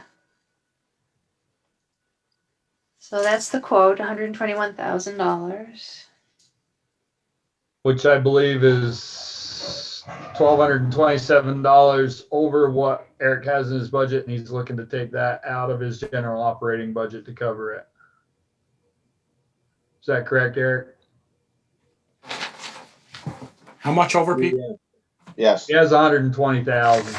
Okay, 1,200. I think you just need to stop paving and once you get to 120,000. Leave This that is mountain- leave that last pothole just so everybody knows. That's right. Yeah. So this is This is all not- just a shim. This is all just shim coats, right? No, the only one that's actually getting shimmed is Moncton Road. The other two streets, Mountain Street and the one that goes to the Sprout House, that's actually getting a shim and a top. Okay. Now the water lines are all in. There's no more development down there. I hope so. I mean, I don't think there was just the 2 lots up Correct. on top. Yeah. And I don't think anything else can be built down there. okay. And to confirm that Pike has Mountain Road. Yeah, that's probably not. Yeah. Yeah, Yay! let's make sure they do the right road. There is no mountain road in Bristol. It's Right. in London. Jill's got it in front of her house. That's right. Exactly. Exactly. Honestly, thank you guys. Hey, we wanted to just mention, we believe that you probably want some valve box risers. If they actually, are they going to really put a whole inch on top of what's there, or are they going to grind down and replace an inch? Because they come in 1 inch increments. So if they skimp you on your 1 inch, they're going to pop up. And if they put too much or they don't put the shims in, you're going to have belly buttons. They'll end up probably being belly buttons. Dang. Or are they It going looks like we're going with put 1 them in a 3/4 tall? They usually don't put them in a tall, Jill. Which is belly buttons. Okay, I'm saying it now so that you guys know we're happy to give them a bunch of 1 inch. But if It looks if like tall, they- there's still going to be belly buttons because it looks like you got a 3/4 inch shim and a 1 inch top. Right. So we're going to have either way. We're going to be 3/4 inch shy. just saying it out loud so that you guys don't get mad at us because I can't make them in different sizes. They don't come in anything smaller than 1 inch. But those, that's a. Cy and I had this conversation. I don't even want to go there. Those valve boxes are all adjustable. But it's work to adjust them. That top section slides. So it's a matter of they'd have to be dug up and slid up but I don't think that that's included in their price. No. I mean, it's a case of people have just gotten lazy over the years. It's easier to stick a shim in there, a 1 inch shim in there than it is to actually dig the curb box up and slide the curb box up so that it's where it belongs. Yep. So how do we go about doing that? Well, if we change it, it's going to change the price considerably, I would say. Oh, yeah, because you'll have time and materials. So I'm thinking the best thing to do is to tell Jill and Cy that we need 1 inch risers for every one of those curb boxes that go up through there, so that we have them when they come, and we'll still have dimples, but at least they won't be 1 3/4 deep. They'll only be 1 inch deep, or 3/4 inch deep. Well, what if 2 inches and they pave up to them? I was gonna say the only other thing to do is I could add Mike add some pavement to them. The cost of it'll be a little higher than what's on the paper, but I can have him put 2 inches total down, so your 2 inch risers will be just about flush. Or couldn't he just go 2 inches around that for Eric, around each curb? I mean, how many we got down through there? So it doesn't catch with the plow, doesn't do the whole street, 1/4 inch more, just. You want to just do like a Few feet each side of it. Yeah. Around the dimples. Yeah. Yeah, you're either going to have an innie or an outie. Yep. Right. You guys pick. I'm just trying to explain that I can't control it. I can just give riser sections in whichever increment the pavement is supposed to be. And then how it looks in the end is beyond my control. I don't think we want them high. I think I would prefer dimples over Yeah. driveways. Over moguls. Innies over outies, okay. I don't want to catch a plow. Nope. So if you would get us 1-inch risers, Jill, that would be greatly appreciated for the areas there. And do we have a date? Is this like in the next week or so? Tomorrow. Tomorrow. Okay, dokie. There aren't any on Moncton Road, so we'll have them for you. Tell them to start on Moncton Road, huh? Yeah, yeah. I think we have some down in Yeah, we got Basin some. Street. We've got 10, 15 of them anyway. Okay, perfect. We'll get them. We'll get them to highway right away. What's Yeah, your they pleasure, do. people? Eric, were you serious about tomorrow? Yeah. Oh. Good thing this is on the agenda tonight. It says June. It doesn't say end of May. Right. It'll be done by June. He had an opening in his schedule, so he wanted to know if he could move in earlier, and I said, yeah, what the hell? Okay. Question, Yes. what's, I have a simple question for Eric or the board. If Eric cut this back by $1,227, he's got this. This is his part of his budget. Do we really need approval from us? I think it's just a blessing, Joel. I do agree with that, Bigger. I was asked, and I said it's enough money so that the board ought to at least know that it's happening and bless the areas being paved. We're not going to go against. Right. I don't see us knowing which roads need paving more than Eric. No, I don't. But I think it's a that. way to let us know so that if somebody asks you what roads are you paving, Joel, you'll know. Yep. No, I didn't mean that at all, but he could have done this without even probably asking us. Well, it's a capital expense, so you guys need to approve it. Right.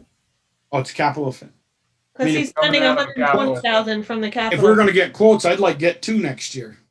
There's more than one paving contractor in the state of Vermont. No, not really. Hutchins, we know how you They- feel about them, Joel. Yeah. Gary. They get their mix from Pikes. No, they don't, Gary. Yeah, they do. For our area, they get their mix from Pikes. That coming from Middlebury, I was on the site the other night. It's coming from Irisburg, Vermont. I talked to the engineer. No, you can take it and do a cold mix if you want. No, I don't want to. Yeah. Oh, the last time I had Hutchinson bid on it, they told me they couldn't bid on it because they buy their mix from Pikes and their bid would be way too high. Yeah. That was a few That's what- years ago, right? That's what EJ told me. That was a few years ago, though, right? That was 2 years ago. They've got a plant now in Irisburg. I can actually I can ask them this fall. I don't want to Sure. Irisburg. All right. Okay. What are we doing with this? Make a motion to accept the bid. Have a Second. Further discussion? Hearing none, all those in favor, raise your hand, signify by saying aye. Opposed? Motion carried. Can I ask a question? I don't know if Jill and Si are saying, but East Street, past Mountain Road, there's water pipes that are sticking up out of the road. Are they going to be like that forever? I gotta flip them again. I gotta get So there. how they're flipping themselves. They're Somehow, flipping themselves, or somebody just goes over them and hits them just right. I think maybe because what it is those are the covers. Those are the valve Yeah. box covers flipping upside down. Throw some asphalt in them so they don't do that as well. So I can cold patch them in just a tiny bit. Now I was just curious. It was like all of a sudden I see them and they're really noticeable. I see them again too, and I'm like, how do those keep flipping? There was one by the lights on Main Street that kept doing that last year. Them flipping covers. Innies and outies and flippers. Yeah. Uh, All right, moving on. Consider quotes for purchase of a new hay bale shredder. May include deliberation in executive session, for contract negotiation. Hopefully folks had a chance to glance at the quotes. They're also summarized in the tier reports. And it appears as the Goosen hay bale shredder is the least expensive, although we don't have a lot of information about the specification. That's the one that typically all the contractors use.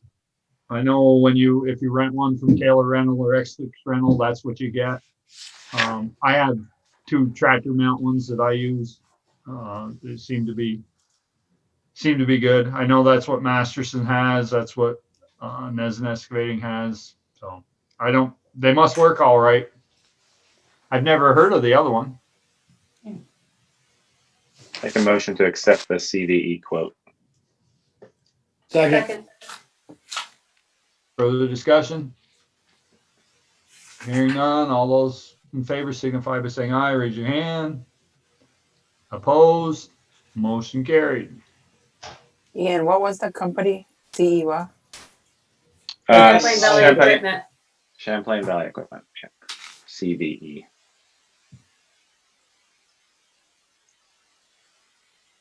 Oh, consider date and logistics for annual Public Works Department road trip.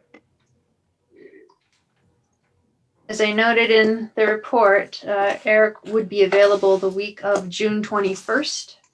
Otherwise, you might want to look into July so that Eric can take well-deserved vacation time in June. He Is he gonna deserves take it time though? off. If we don't call him in for a road trip. He'll be camping somewhere. Monday, June 21st.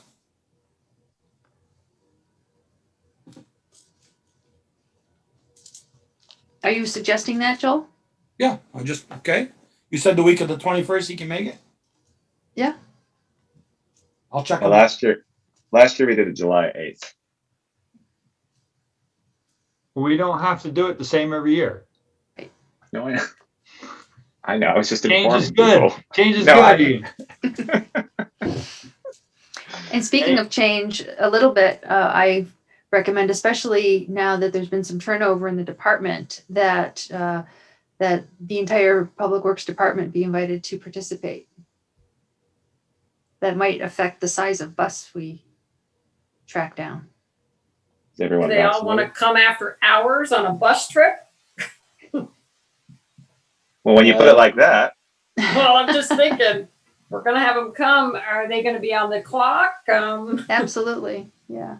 So And whether Overtime. that gets balanced off with a half day off somewhere else, Mhm. or if it's overtime, even if it's overtime, I think it's a worthwhile experience for them to have.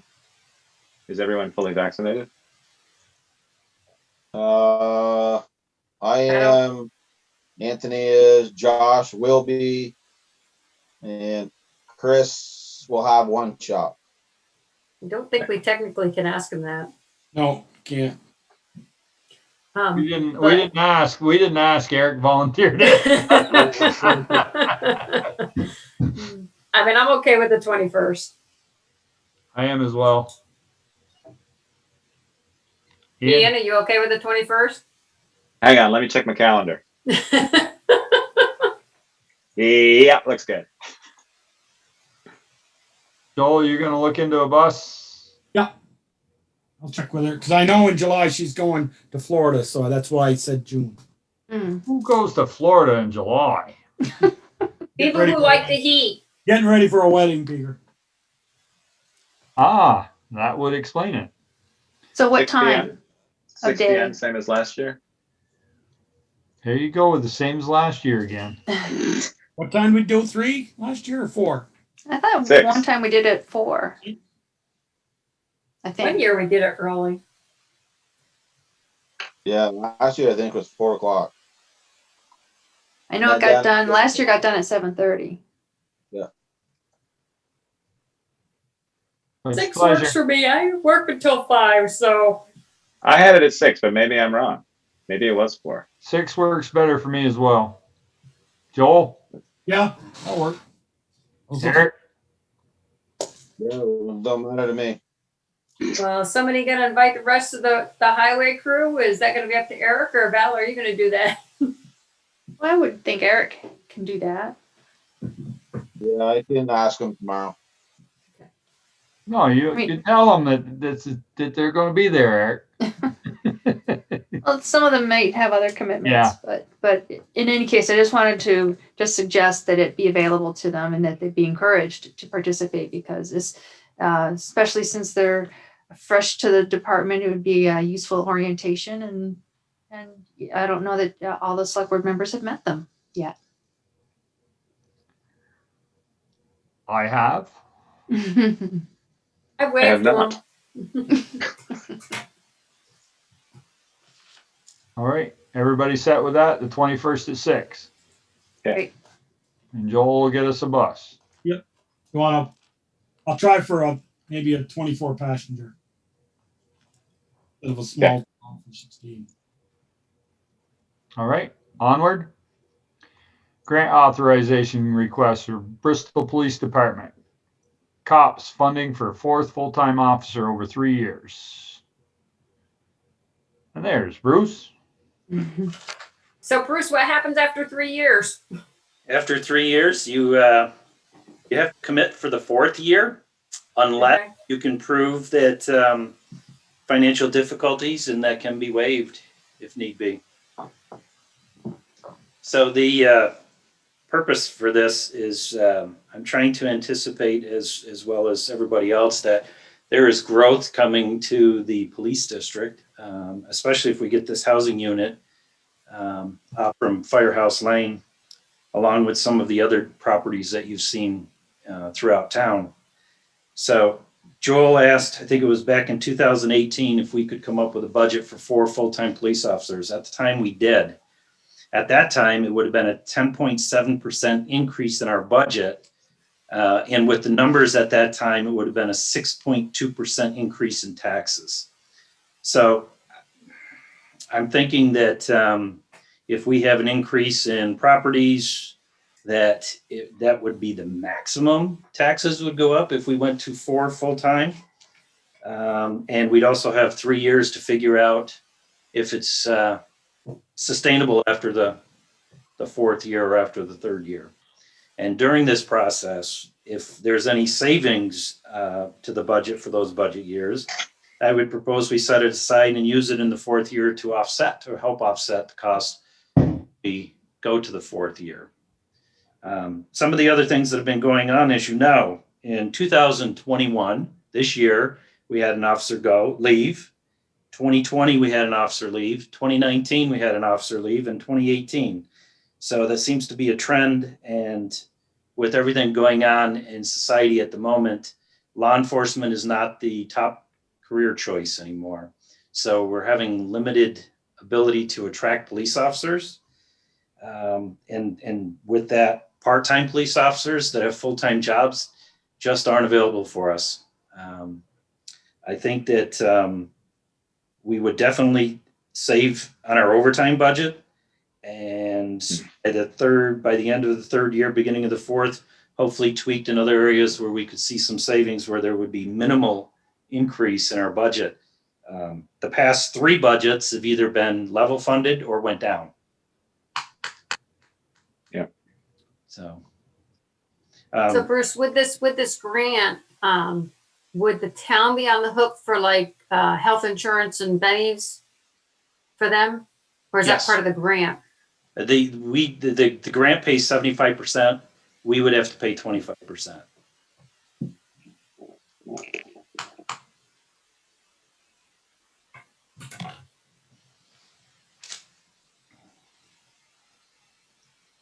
We should add that it's also very competitive.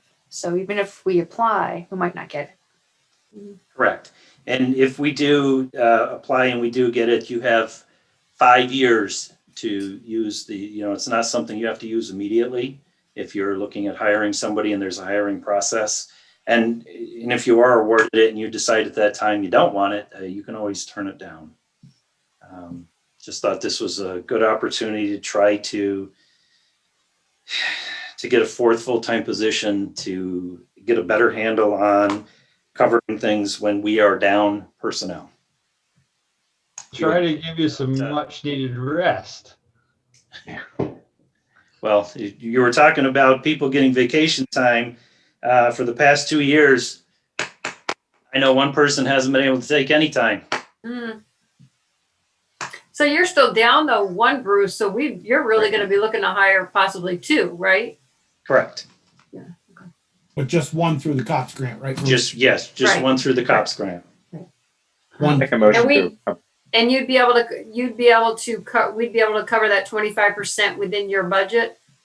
That we At have this to, moment, yes, we can. okay. I make a Make a motion to allow Bristol Police to apply for the grant. second. Further discussion?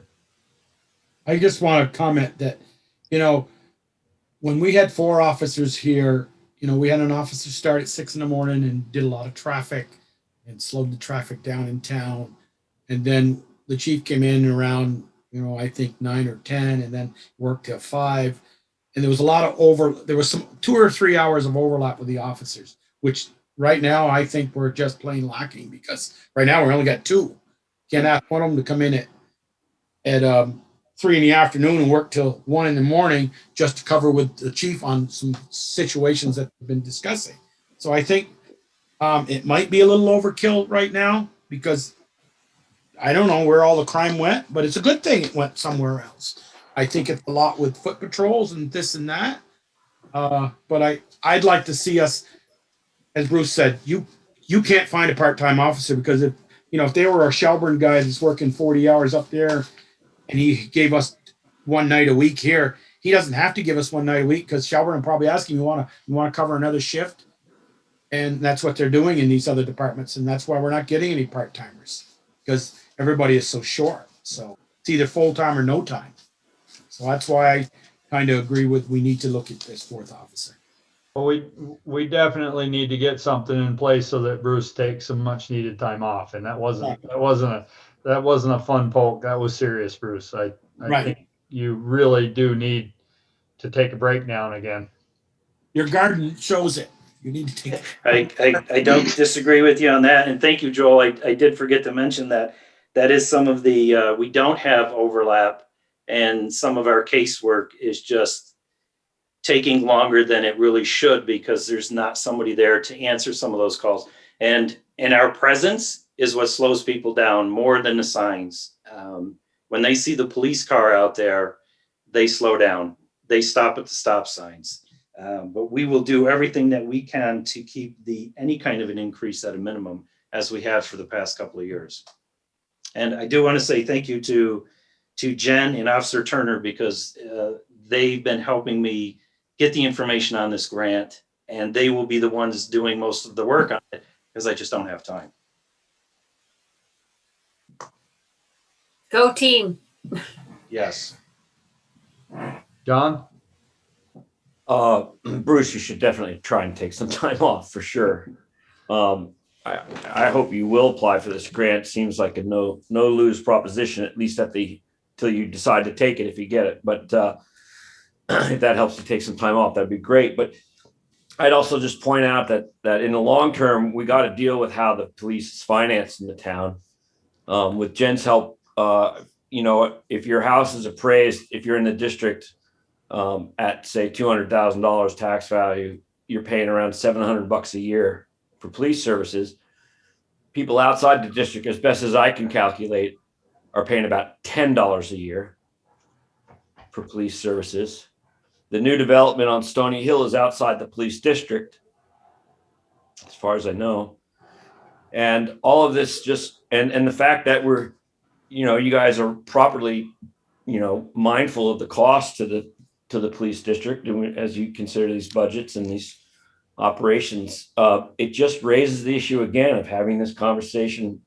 I could see how maybe most of the benefit of the police district goes to inside the district, but is it really $700 to $10 worth a split? That just doesn't seem right to me. And if we had a more equitable sharing of the costs, based on a realization that policing helps everybody in Bristol, on a fundamental level and keeps our town, operating and business a good place for business and safe for kids who come from all over, even outside the district, whatever. That's a conversation we need to have, and we need to spread that cost around a little bit better. We might feel a little less pinched when it comes to filling out a department that is, in my opinion, effectively working as an almost town-wide department now, which I think is one of the reasons Bruce feels so stretched. Anyway, thanks. Any further discussion on the motion? Hearing none. All those in favor signify by saying aye. Raise your hand. Opposed? Motion carried. Thank you. Good luck, Bruce.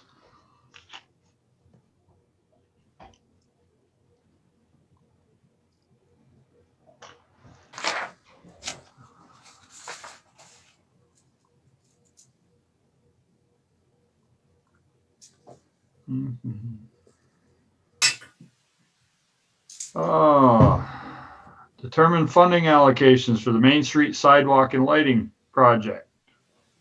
Local expense. Right. In the TA report, I summarized briefly the scenario that we're looking at, and I compared what the contract amount was with Jay Hutchins and what the cost actually ended up being. The long and short of it is that the local expense is considerably lower than what the engineers estimated and what was expected through the different contracts, the construction, engineering, inspection, and contingency.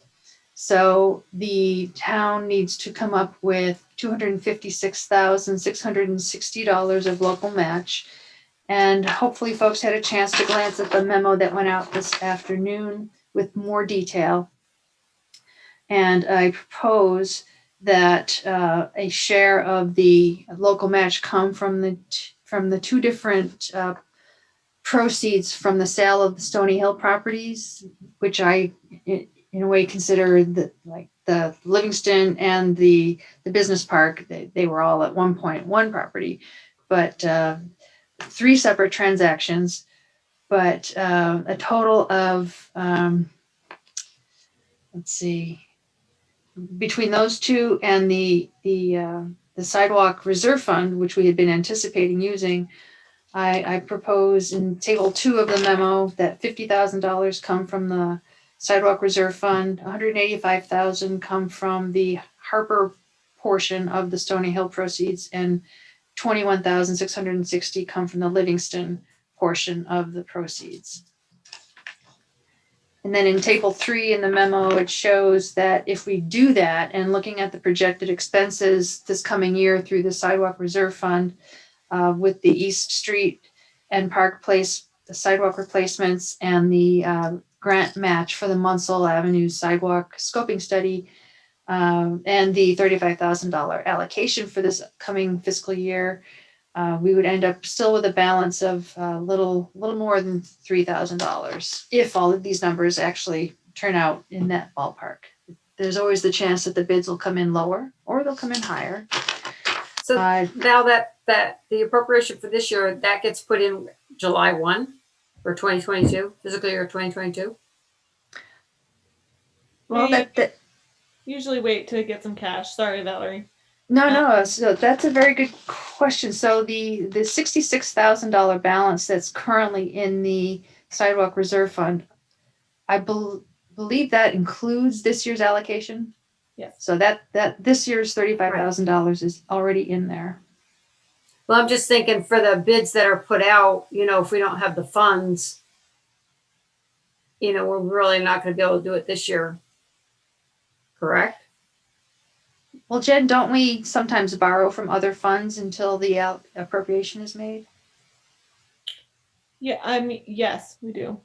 We can. I would say that, to Michelle's theory, you'd kind of borrow against what the appropriation would be for July, because at this point, you're probably not going to have a sidewalk on East Street and Park Street or Park Place, whatever it's called, they're done before June 30. Right. So, you do kind of have that extra $35,000 that will be coming to the fund. It'll just affect your future replacement schedule is really what it will affect. Okay. Right. Now the bids are currently out. They're advertised right now for the East Street and Park Place projects, and they are due on June 10th. So technically, the select board could choose to wait and we see what those bids come in at and what ones get selected, and then make this decision on the 14th of June. The reason why it's on tonight's agenda instead is, as I mentioned earlier, Jen might not be available for the meeting on June 14th, and subsequent allocations of the transferring of the funds and that kind of thing, the administrative backside of it.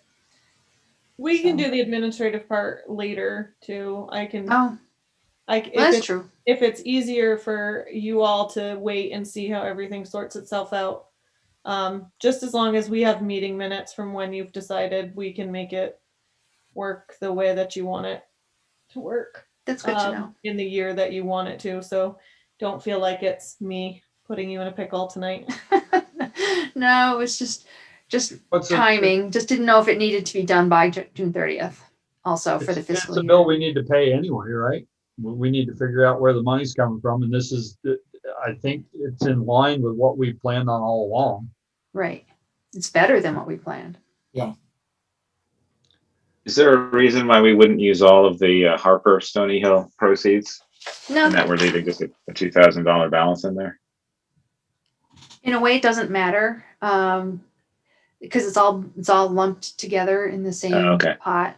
But this, I just identified it this way so that we can connect the dots. So we know where. And I like round numbers. Where the money came from. Well, Valerie, in that final funding source, approximate balance from the Stony Hill and reserve fund for sidewalk, there's still going to be a balance of about 125. If I read that right? Correct. I mean, I think we'd want to save that so for some improvements in that park. That sidewalk that's got to be put in and those types of things, correct? We've already paid for that. Right. That's right, correct, Beaker. Thank you. But we'll have other things we may have to do in there. Well, we still need to do the crosswalk. The crosswalk at West Street. And then there's this whole question that's still out there about this ARPA money. And that'll be some form of grant funding that can be used for some sort of infrastructure, and sidewalks seem to be high on people's list. Whether this year, next year, the next year after that. We still are waiting on those kinds of details. Okay. Is there a reason you wouldn't use more of the Livingston or Harper and less of the sidewalk reserve fund? No. I mean, does it matter where stuff comes from? It limits what we might be able to do in the future if we spend all of that money. And not the sidewalk reserve fund. And not the sidewalk. That's true. Fund. Yeah, that's more, I got it. Yeah, okay. Right. I mean, it gives us more flexibility. The sidewalk reserve fund, we can only use for sidewalks. Exactly. Right. The Stony Hill proceeds are unrestricted. Okay. And that's not to say, and if we decided that we wanted to do those sidewalks, that we couldn't go and use that Stony Hill money for sidewalks down the road. Right. Should the need arise. Well, we can't use the sidewalk reserve money for other things but sidewalks. Correct. Right. But we'll always have sidewalks to do. So Mhm. I was thinking, like, is it better to have more money in there and use more of that? But yeah, you never know what's gonna come around the corner. And it was the sidewalk lighting project. It wasn't. That's right. Oh yeah. I'd like to, at least if we waited for the bids to come in, and let's say it's so much a foot to do the East Street and Park Place, is allocate how much that sidewalks to some extent would Main Street be, and take that out of the reserve fund. So if it was going to be 45,000 to do those sidewalks, that came out of reserve fund, out of that sidewalk reserve. And then go back to what you were saying, Ian. Then a little more would come out of the Harper or Livingston property sale. But those were sidewalks, and I'd like to pay for those out of the sidewalk reserve and not out of this. But the lighting would be paid out of the Harper and Livingston property sale. That makes sense. So am I hearing to postpone until the June 14th meeting? I guess I'd make a motion to pay the bill to funding sources to become after the June 14th meeting. So it gives you, if you want to pay them, if they need a check, but how we're going to divvy it up. No, that everybody's all been paid. It's just a matter of how we arrange the funding sources internally. Where is the money coming from? Okay. Right now, it's all just coming out of the Main Street project, but it's at some point we have to reconcile.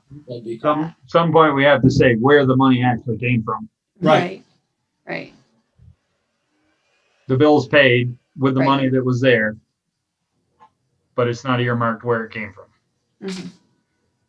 So am I getting a consensus that we want to wait until the next meeting to decide this? I got one nod. Michelle? I'm indifferent. I can make a decision or wait. I'm me as well, so we'll wait. Okay. See where the bids come. Okay. Find the button to get this agenda to work here.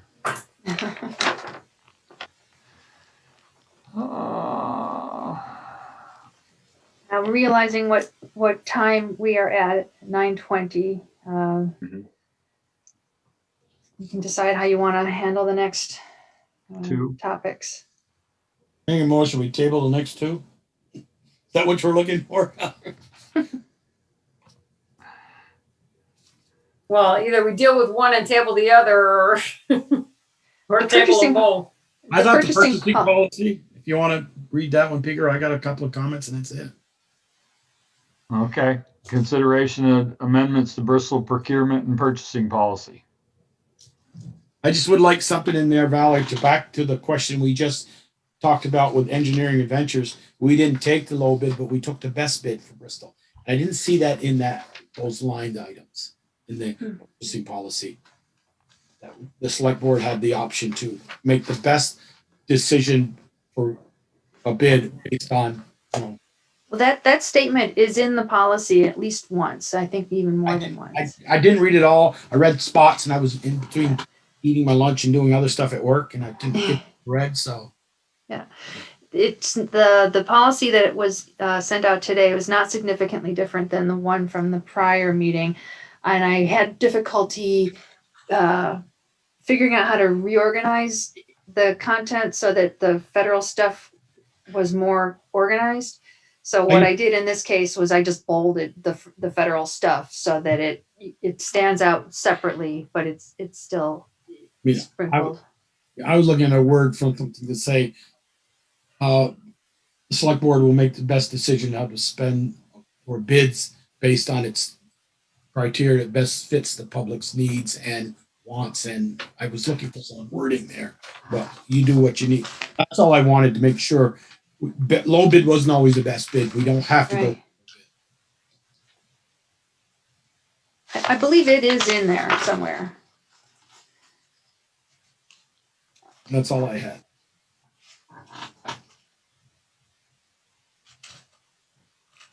Anything else on that? Well, do folks need more time to tinker with it, or any other suggestions about how to make it more? Basically, you left the stuff that applies to federal is bold, and Correct. the stuff that's just town is regular. Right, universally applicable, right. And it includes the sections that were found in other models and other examples that were lacking in our current policy. What's your pleasure? I think it's a great document and great start. It's a lot better than what we had. And it still includes a lot of flexibility. The select board can waive a lot of things, and there are exemptions. Oh, one thing I do want to add in the exemptions section, I meant to do this, where it talks about section 6, professional services. to be explicit that professional services includes utility operations, water operator, sewer operator, as not necessarily being subject to the bidding process, although we can. We have.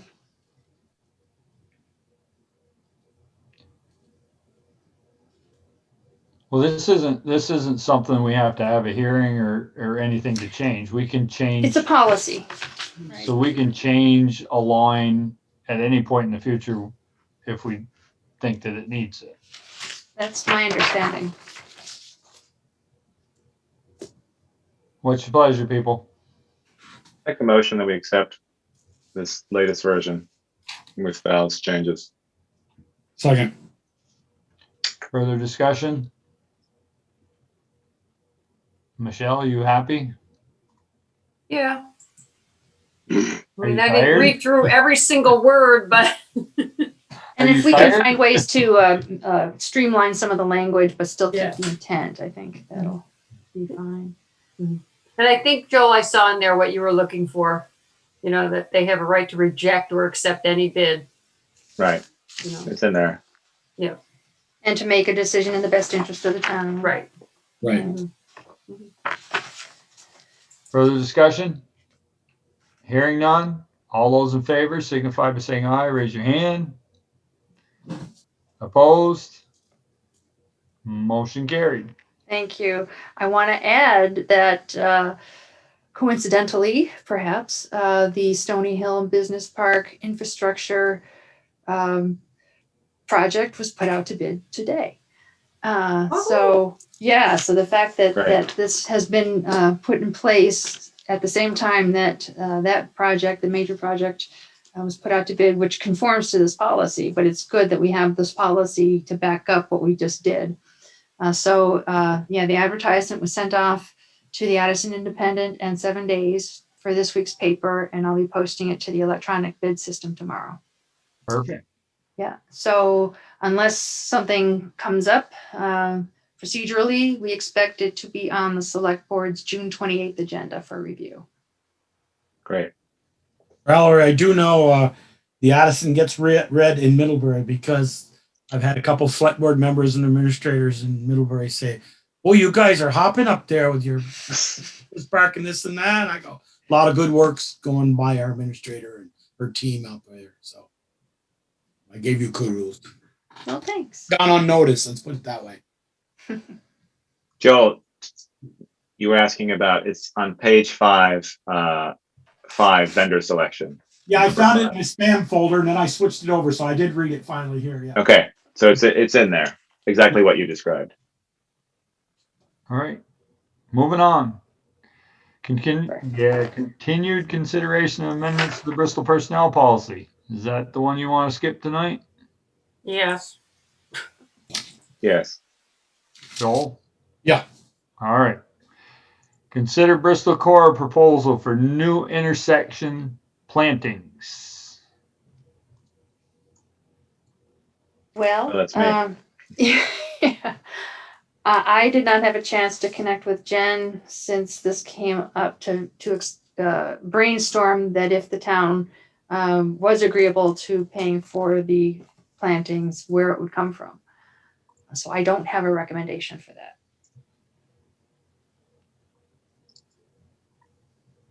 But just to quickly summarize, at a Bristol Core board meeting, this proposal came up that Mrs. Albinson would volunteer her time to kind of design and oversee the plantings of the intersections, the main intersection planting areas, but asked that the town pay for the plantings, which is estimated to be about $1,000, and it's not budgeted.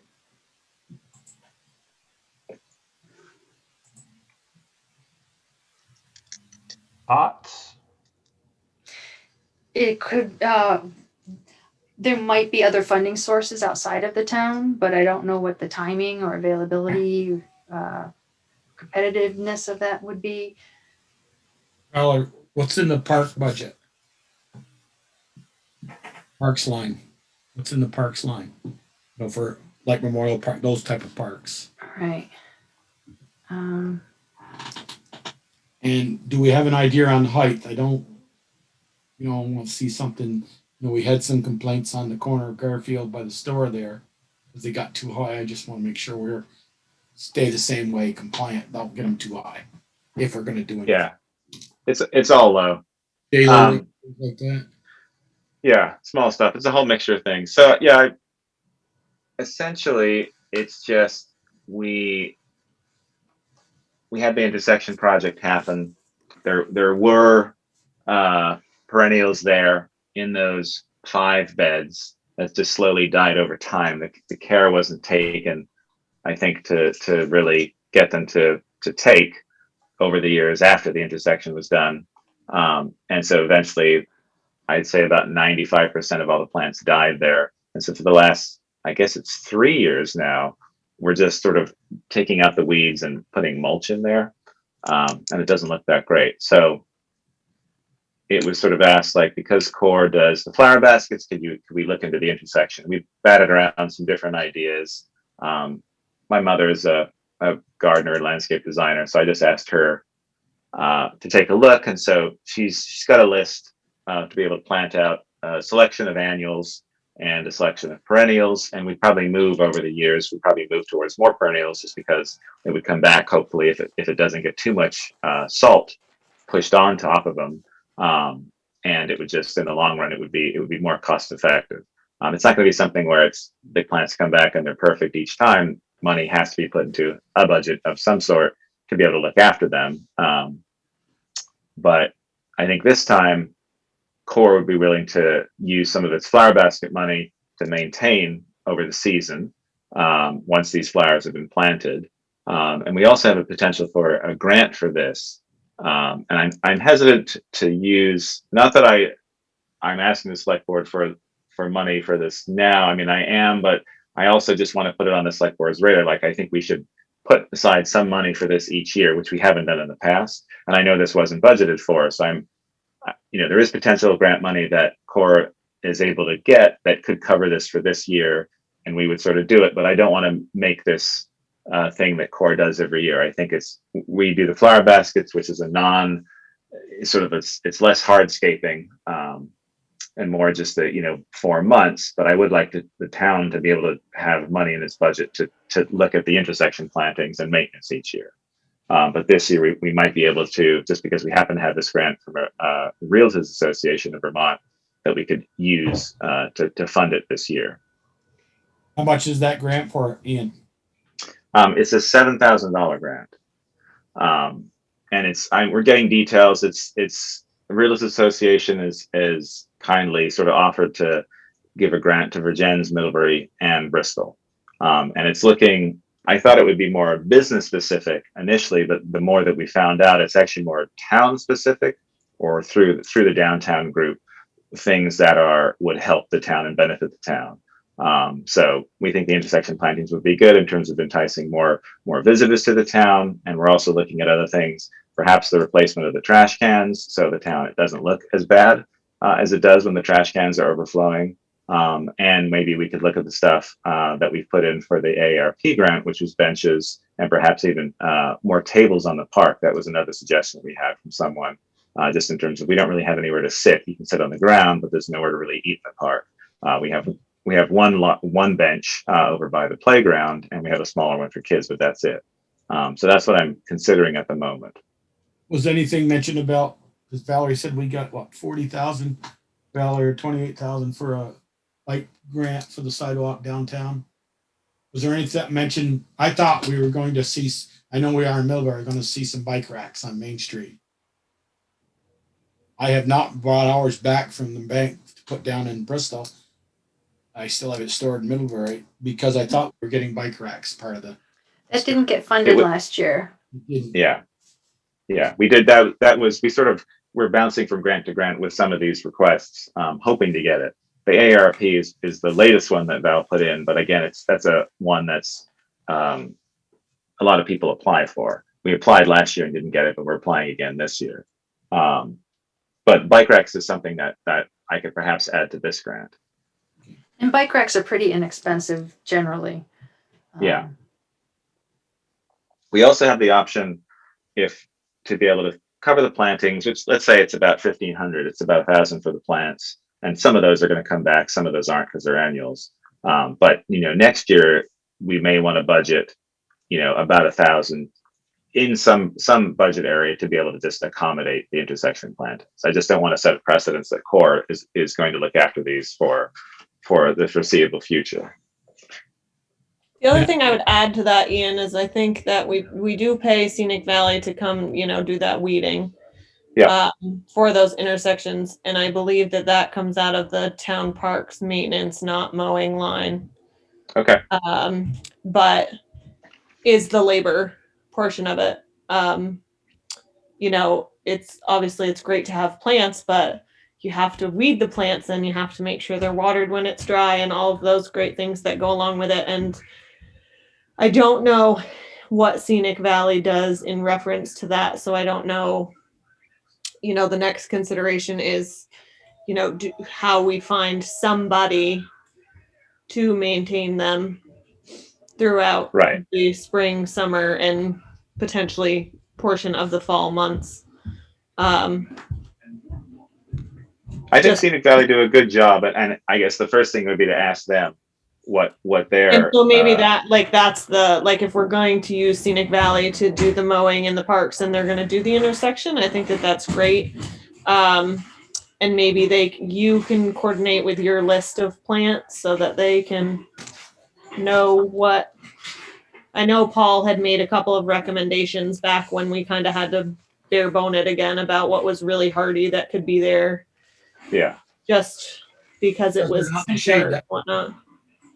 Say that again, Joel. I didn't hear you. They're not in the shade. Gonna have to. No. Right. He definitely made a couple of good suggestions for, the short time being, but it's just a matter of if we're going to continue to ask Scenic Valley to do that. It's not something that we have as part of their mowing contract now. So it might be something in addition to, is the only thing I would say. Right. Yeah, I was going to say the budgeted item would have to be not just for the plants, but for the maintenance as well. Right. Ian, don't you have that waters the flowers, the hanging baskets? Yes, and that's part of that. So the baskets this year, we have someone who's going to do the watering, or we're going to pay someone to do it. And because of the budget for that, we have a little bit more. I mean, we can actually afford to pay someone a fairly okay wage to do that, but we could also include in the intersection plantings for this year. But that's why I'm saying moving into next year, I think we definitely want to and it's not a tremendous amount of money, and I think it adds a great deal of beauty to the town, as do the flower baskets. So I think we just need to think about that, and maybe we're just adding 1,000 in for Scenic Valley to do the maintenance during the year and for the plants as we get to more perennials that'll come back and less annuals, or maybe we always do a mix of the two just because for the beautification. But it's not a tremendous amount of money in the long term. No, but that mulch sure is easy to maintain. Yeah, but it also looks terrible. Why don't we just put concrete there and not care about any of that? Yeah. I mean, it was all designed. If we had looked after it, we wouldn't be having this discussion now, but we didn't. So now we have to figure out. And I don't know. Hey, Eric, how much salt gets pushed onto the intersection planted areas? Is it people? I think it's a lot, but maybe it's not. Salt wasn't the issue. The issue was the plow goes over it. Yeah, that's what I was just going to say. Whatever plants that you put in there this fall or now, there's a good chance that a lot of them are going to get ripped out this winter when we backdrag all that snow off there to clean the intersection. Well, but if all the plants get cut back though in the fall, which Scenic Valley's been doing, you shouldn't see a lot to be ripped out. In theory. In theory, if you can cut them down close to the ground, then yeah, in theory, we shouldn't rip them out. But I'm just putting that out there that when we clean Main Street, and back drag everything off, there may be a chance that some of them end up coming out. Yeah. No. It's just one of those things. Okay. But as far as salt goes, the only salt that gets pushed up there is when we push back Main Street, Okay, and that's it. So not a tremendous amount of salt. okay, mainly the dragging. All right, that's good. Good to know. So yeah, I don't need a decision on this, but it's just I wanted to I had it on the agenda. Then the grant. I found out more information about the grant and what we were able to use it for, and so we can sort of perhaps move my ask into that. But then just for having us aware for next year and thinking So it about would this. it would probably the place for it to be would be in the town parks maintenance, not mowing. Yeah, just add a little bit more to that to be able Put to. Or a under note the- there. Would the flower or the material, the shrubs and things. Yeah.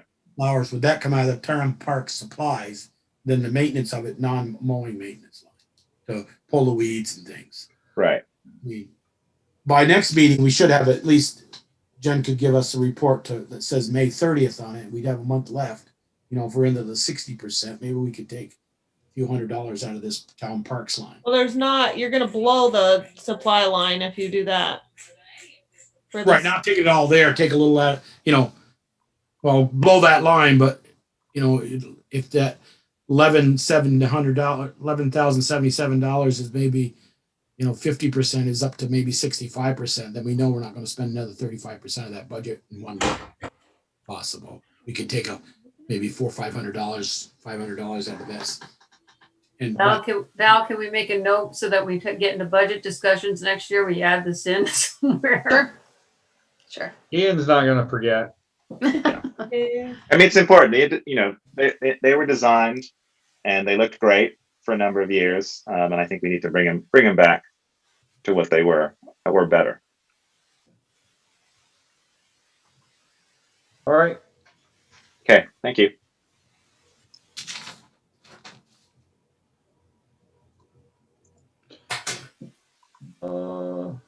Approval of March 29th, April 12th, April 26th, May 10th, 2021 meeting minutes.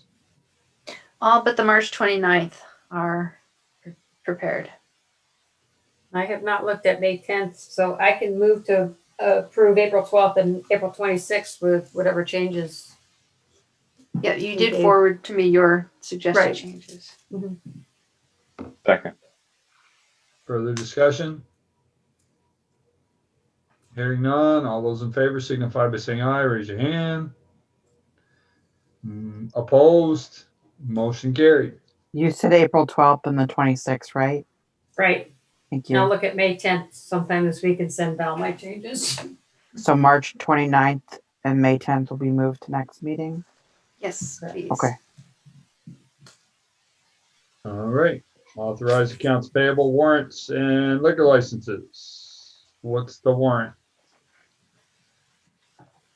Was It's new. Was 300. updated. The updated one from today was $346,890.44. Went up $100,000 from the first. Yeah. don't seem like quite enough, does it, Peter? She added a few bills, it said, because there's not Yeah. another one for 3 weeks. So All right, so make sure you get in and sign. I missed last time around. Select board roundtable, Jolie. Hang on to your boats, people. I got a bunch. I'm going to take at least 5 minutes here. Sorry. Line striping, Eric. Any line striping we're going to get to? Pretty soon? Line striping as far as what? Crosswalks and things? Probably not until July. July? Yep. Okay. They're not bad right now, so I wasn't gonna rush it. I was just trying to hold off until more towards start of school, unless I start seeing them get real bad. Okay. Usually I went up through Lower Notch by Terry Carter's crew there by the pavement. You used to sweep that. I see it's not been swept yet. Is that going to get swept? Yes, And the intersection there by the High Bridge was pretty bad, pretty sandy. I thought it is. flip right out. Okay.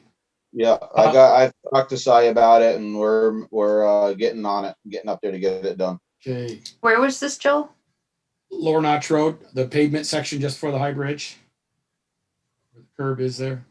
The driveway where Greg Butler and Stanley built that new barn there, new shop. I never saw a driveway permit for that. No, there's already an existing agricultural driveway there that went into the field. So that's the one that he was using. So a business can open up and have employees come and go there, and we don't need a driveway permit?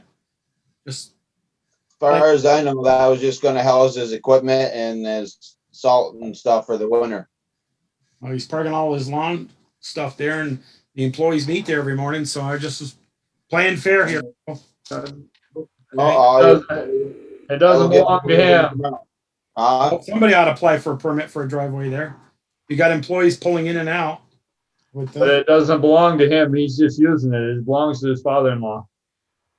I don't know what the technicality. I know, Joel, but right. Somebody ought to look into it, I guess.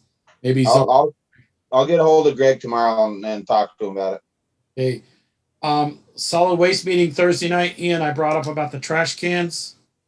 I asked them specifically if we had a grant to pay for 50% of them, and then we put in for that. Does it have to be our 50% have to be money and our money, or can it be through a grant? And they said, doesn't matter if we get a grant for it. So if you want to call Don down at the transfer station, he'll talk with you about new trash cans for us. Excellent. And about August, Eric, the bank will be ready, or Kubricki will be ready to take down the fence that the bank wants to donate to the town. I just need a trailer down there a few days before. I told them to give me a couple days notice to get the equipment trailer down there, and they'll load all that fence up there. And I don't know, do we have a plan yet for that fence or around that cemetery up by Peakers or somewhere else? I looked at that cemetery fence up there, and it's grown right into the big trees up there. actually need to take some trees down and Thank you. Yeah. There's a fair amount of work that needs to be done there, and we do have some money set aside in a capital fund. So for a cemetery fence that we might maybe let's make a note. We can look at the cemeteries on our road trip. Okay.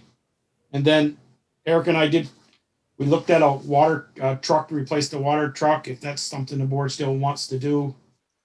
But we're still looking in the vicinity with a plow and a sander on it of about $55,000 to $60,000. So that's all I have. Alrighty, Michelle.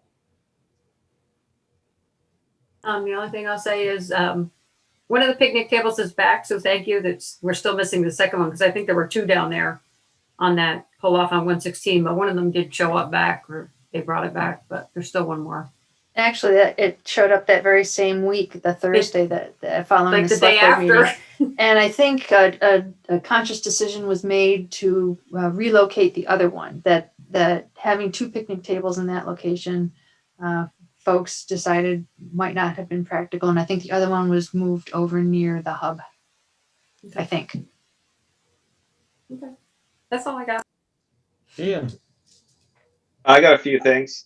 Let's take a look here. Where's my list? I found out a little bit more information about the OWL conference camera that we talked about in terms of using that for meetings. I talked to someone over in Waitsfield who gave a little bit of information. I said that the one that they have works very well. They're very happy with it. You can't get a test of it in terms of actual physically getting it, but there is a good return policy if we did have issues if we purchased one. But yeah, they said that they've used the OWL on and off throughout the year. Overall, has been really happy with its performance. And as they transition to being more in person, they're probably going to use it more. It's been extremely easy to use. Customer service has been great. And they're ordering a projector to pair with it, so I guess they can see Zoom on screen. We'd have, if we met downstairs, we'd have our monitor, or we could do a projector upstairs. So update on that. I still want to try just us with devices, if we all have portable devices that we can bring with us, just as a sort of first test to see how that goes. And if it's clunky, then maybe we would look at getting that OWL. It's $1,000, but I think we have budgeted money for it, or money in a technology fund. Or perhaps other money coming in. And chances are it would be reimbursable through any of these COVID grants that are coming. Right, down. exactly. So, but it's again, it's another thing that we'd have to get used to, and it wouldn't be as high a quality, I think, as us having devices in front of us, just because of the closeness of our microphones and cameras versus one that would be sitting and turning. But you definitely wouldn't have to deal with as many things on the table. So a couple options there. I've been working, just as an update, with Bruce for on the police department page on the town website. One of the things that Bruce would like to see is sort of a complaint or a compliment form. So I'm working on that. I've come to the point where we probably need to spend a little bit of money to allow us to do that on the website. It's about $60 a year for a particular form plugin. It's essentially just similar to SurveyMonkey. You're submitting a form if you have a complaint. SurveyMonkey is used by the state police, but it's for what we want to do. The number of for how many form submissions that we need, it starts to get very expensive. So this is the one that I think we should go with. It's just a plugin for WordPress, which is what our website runs on. But I can work with Val on sort of just getting the details of that. As I said, it'd be about $60 a year, and then we'd be able to set up sort of contact forms for the police department where it would submit and could go to Val, could go to Bruce, and whoever we needed to go to. So that's coming along. I already talked about the Realtors Grant and some of the things I'm working on with Core for that. So part of that would be, as I previously said, the trash cans, maybe benches on Main Street. I'd like to do tables in the park, since that's what somebody suggested. I don't know what the rules would be on that. I know we have our policy about stuff on the park, but this is a temporary thing that we would maybe use them just for a certain time period of the year. We wouldn't leave them out all the time. I don't know what people's thoughts are about that. But it was something that would be useful, that would serve the town in terms of people dining out and being sort of safer outside on tables. I'd like to, and the bike racks, as Joel had mentioned, I could definitely look at those. I'd like to get more of the crosswalk yield signs, the ones that go in the middle of the road. I know that a few have been put out, but I don't know if we have budget to get more. I'm thinking we would have one at the crosswalk on Basin Street to be able to slow people down as they come in, because usually they're slowing down with our new flashing sign at the top of 160 and they're coming in, or top of East Street, but you're then picking up speed, and by the time you get to close to Basin or Mountain Street, you're already going faster. So I feel that maybe if we had a center one on that crosswalk, that's going to help slow traffic down. I think we've got one over by Howden Hall and a couple on North, but maybe we even do one at the crosswalk by Maple Street, have one there to have people be able to slow down. So that's another thing I'd like to see, but I don't know. Eric, do you have budget for that in terms of signage or whatever you use? Or is that something that I could put into this grant? I do have a sign line item. It's gone for this year. Okay. Them signs usually run about $300 a piece. Okay. Is there a particular one that you use that we should, if I put this in, I should specify? Basically you're looking for the rubber foot pad. Yeah. And they call it a breakaway post, I guess you'd call it. That goes on. Okay, maybe I found one. Maybe I'll send you details and just see if you like it and the board's okay with me putting this in. I'll just send you a link and you can okay it. We can put it in. Yeah, but I can pick up a couple of them after July.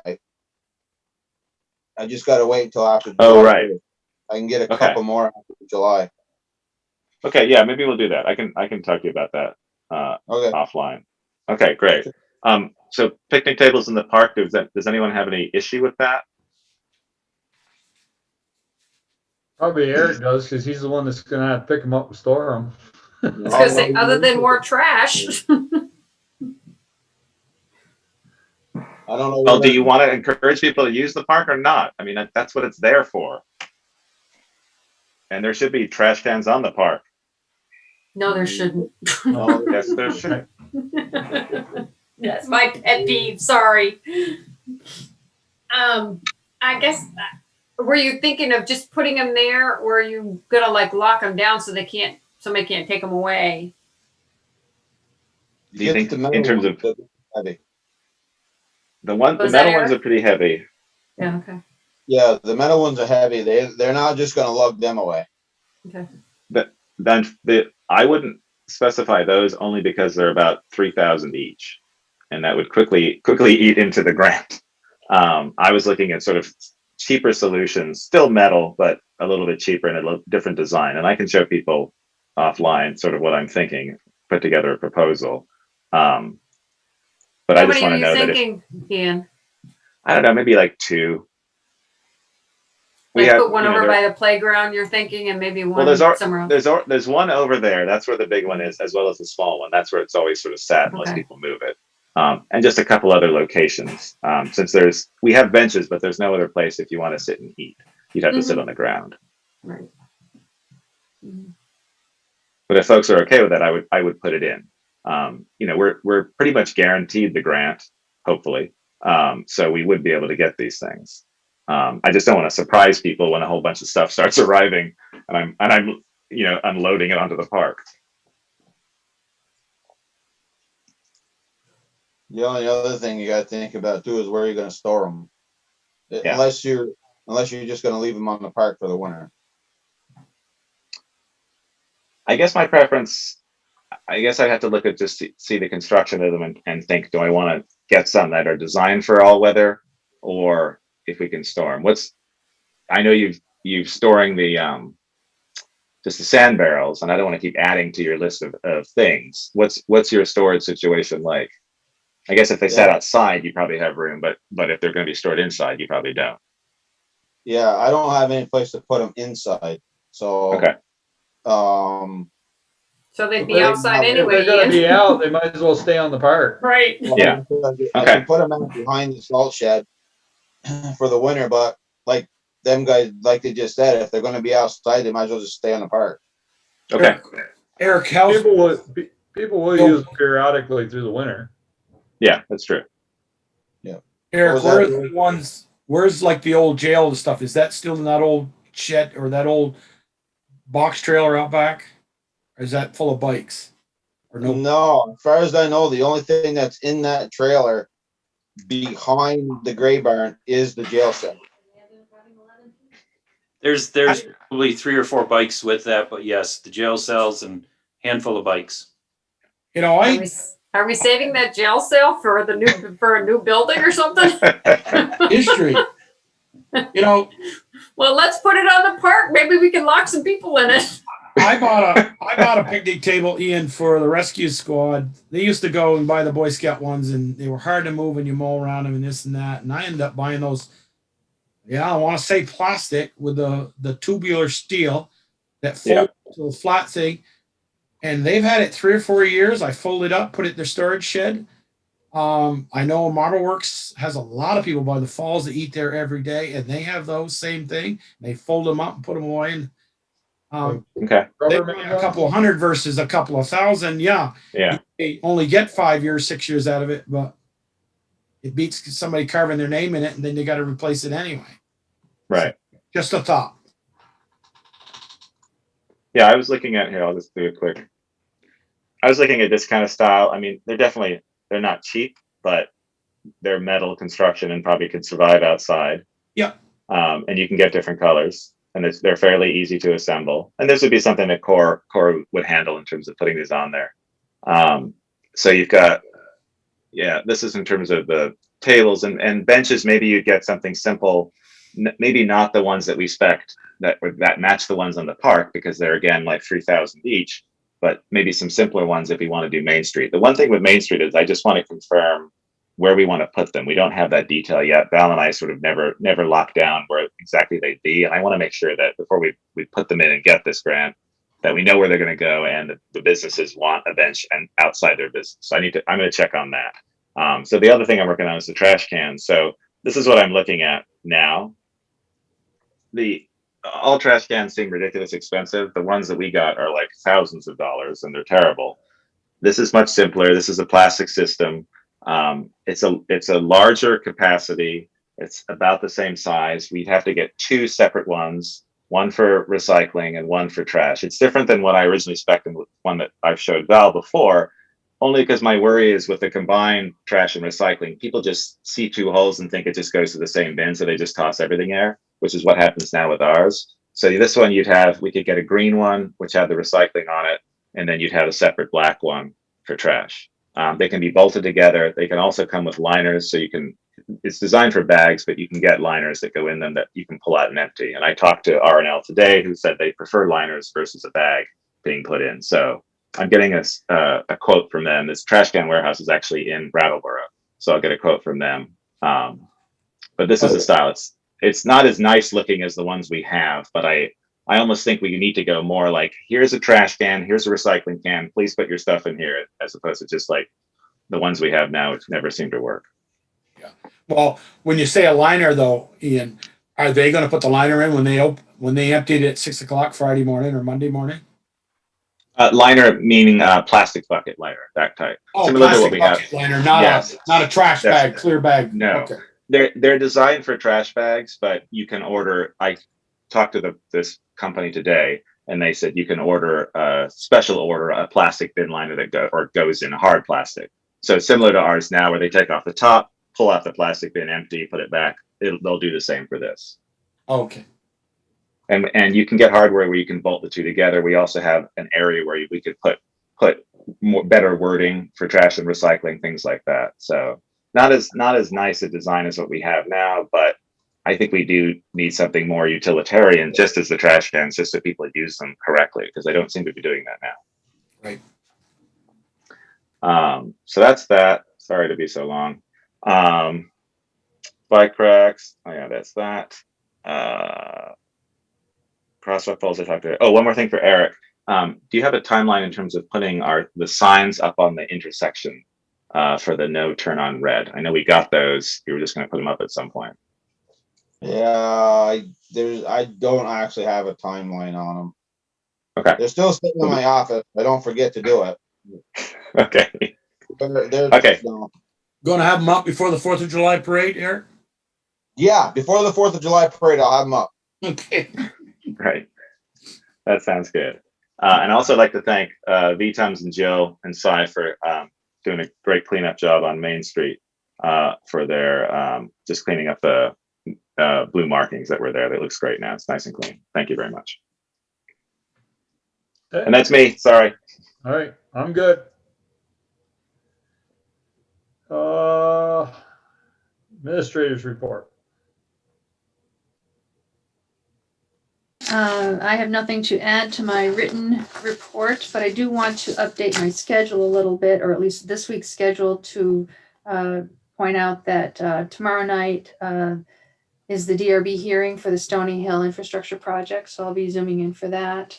There's also an LEPC 8 meeting Wednesday night. I'll be zooming in for that. And on Thursday is the afternoon COVID emergency management director's briefing at 2 o'clock. So let's update on my schedule. And I'll be recording the DRB meeting tomorrow night as well, Val. Okay. And sending it to Neat. Okay. Correspondence or reports? Executive session. I do recommend a brief one, just to review some of the, or just acknowledge some of the information that the select board members received today. Okay. I'll make a motion that we enter into executive session to discuss personnel matters. Val? Personnel matters, yes. Okay, personnel matters per 1 BSA section 313. Second. Thank you all. All those in favor signify by saying aye. Hey. Raise your hand. Eric, did you ask something? I just wondering, am I done now? Is Yeah, he do you done? have something you want Nope. to? Okay. Okay, you're good then. You're free to go. Thanks, Have a Eric. good night, guys. Thanks, See Eric. you, Eric. Thanks, All in everybody. favor signify by Yeah. saying aye. Raise your hand. Motion carried. We are in executive session. And you guys aren't doing contract negotiations, right? Right. Okay. Have a good night, guys. Great. Thank you. Right. Good night.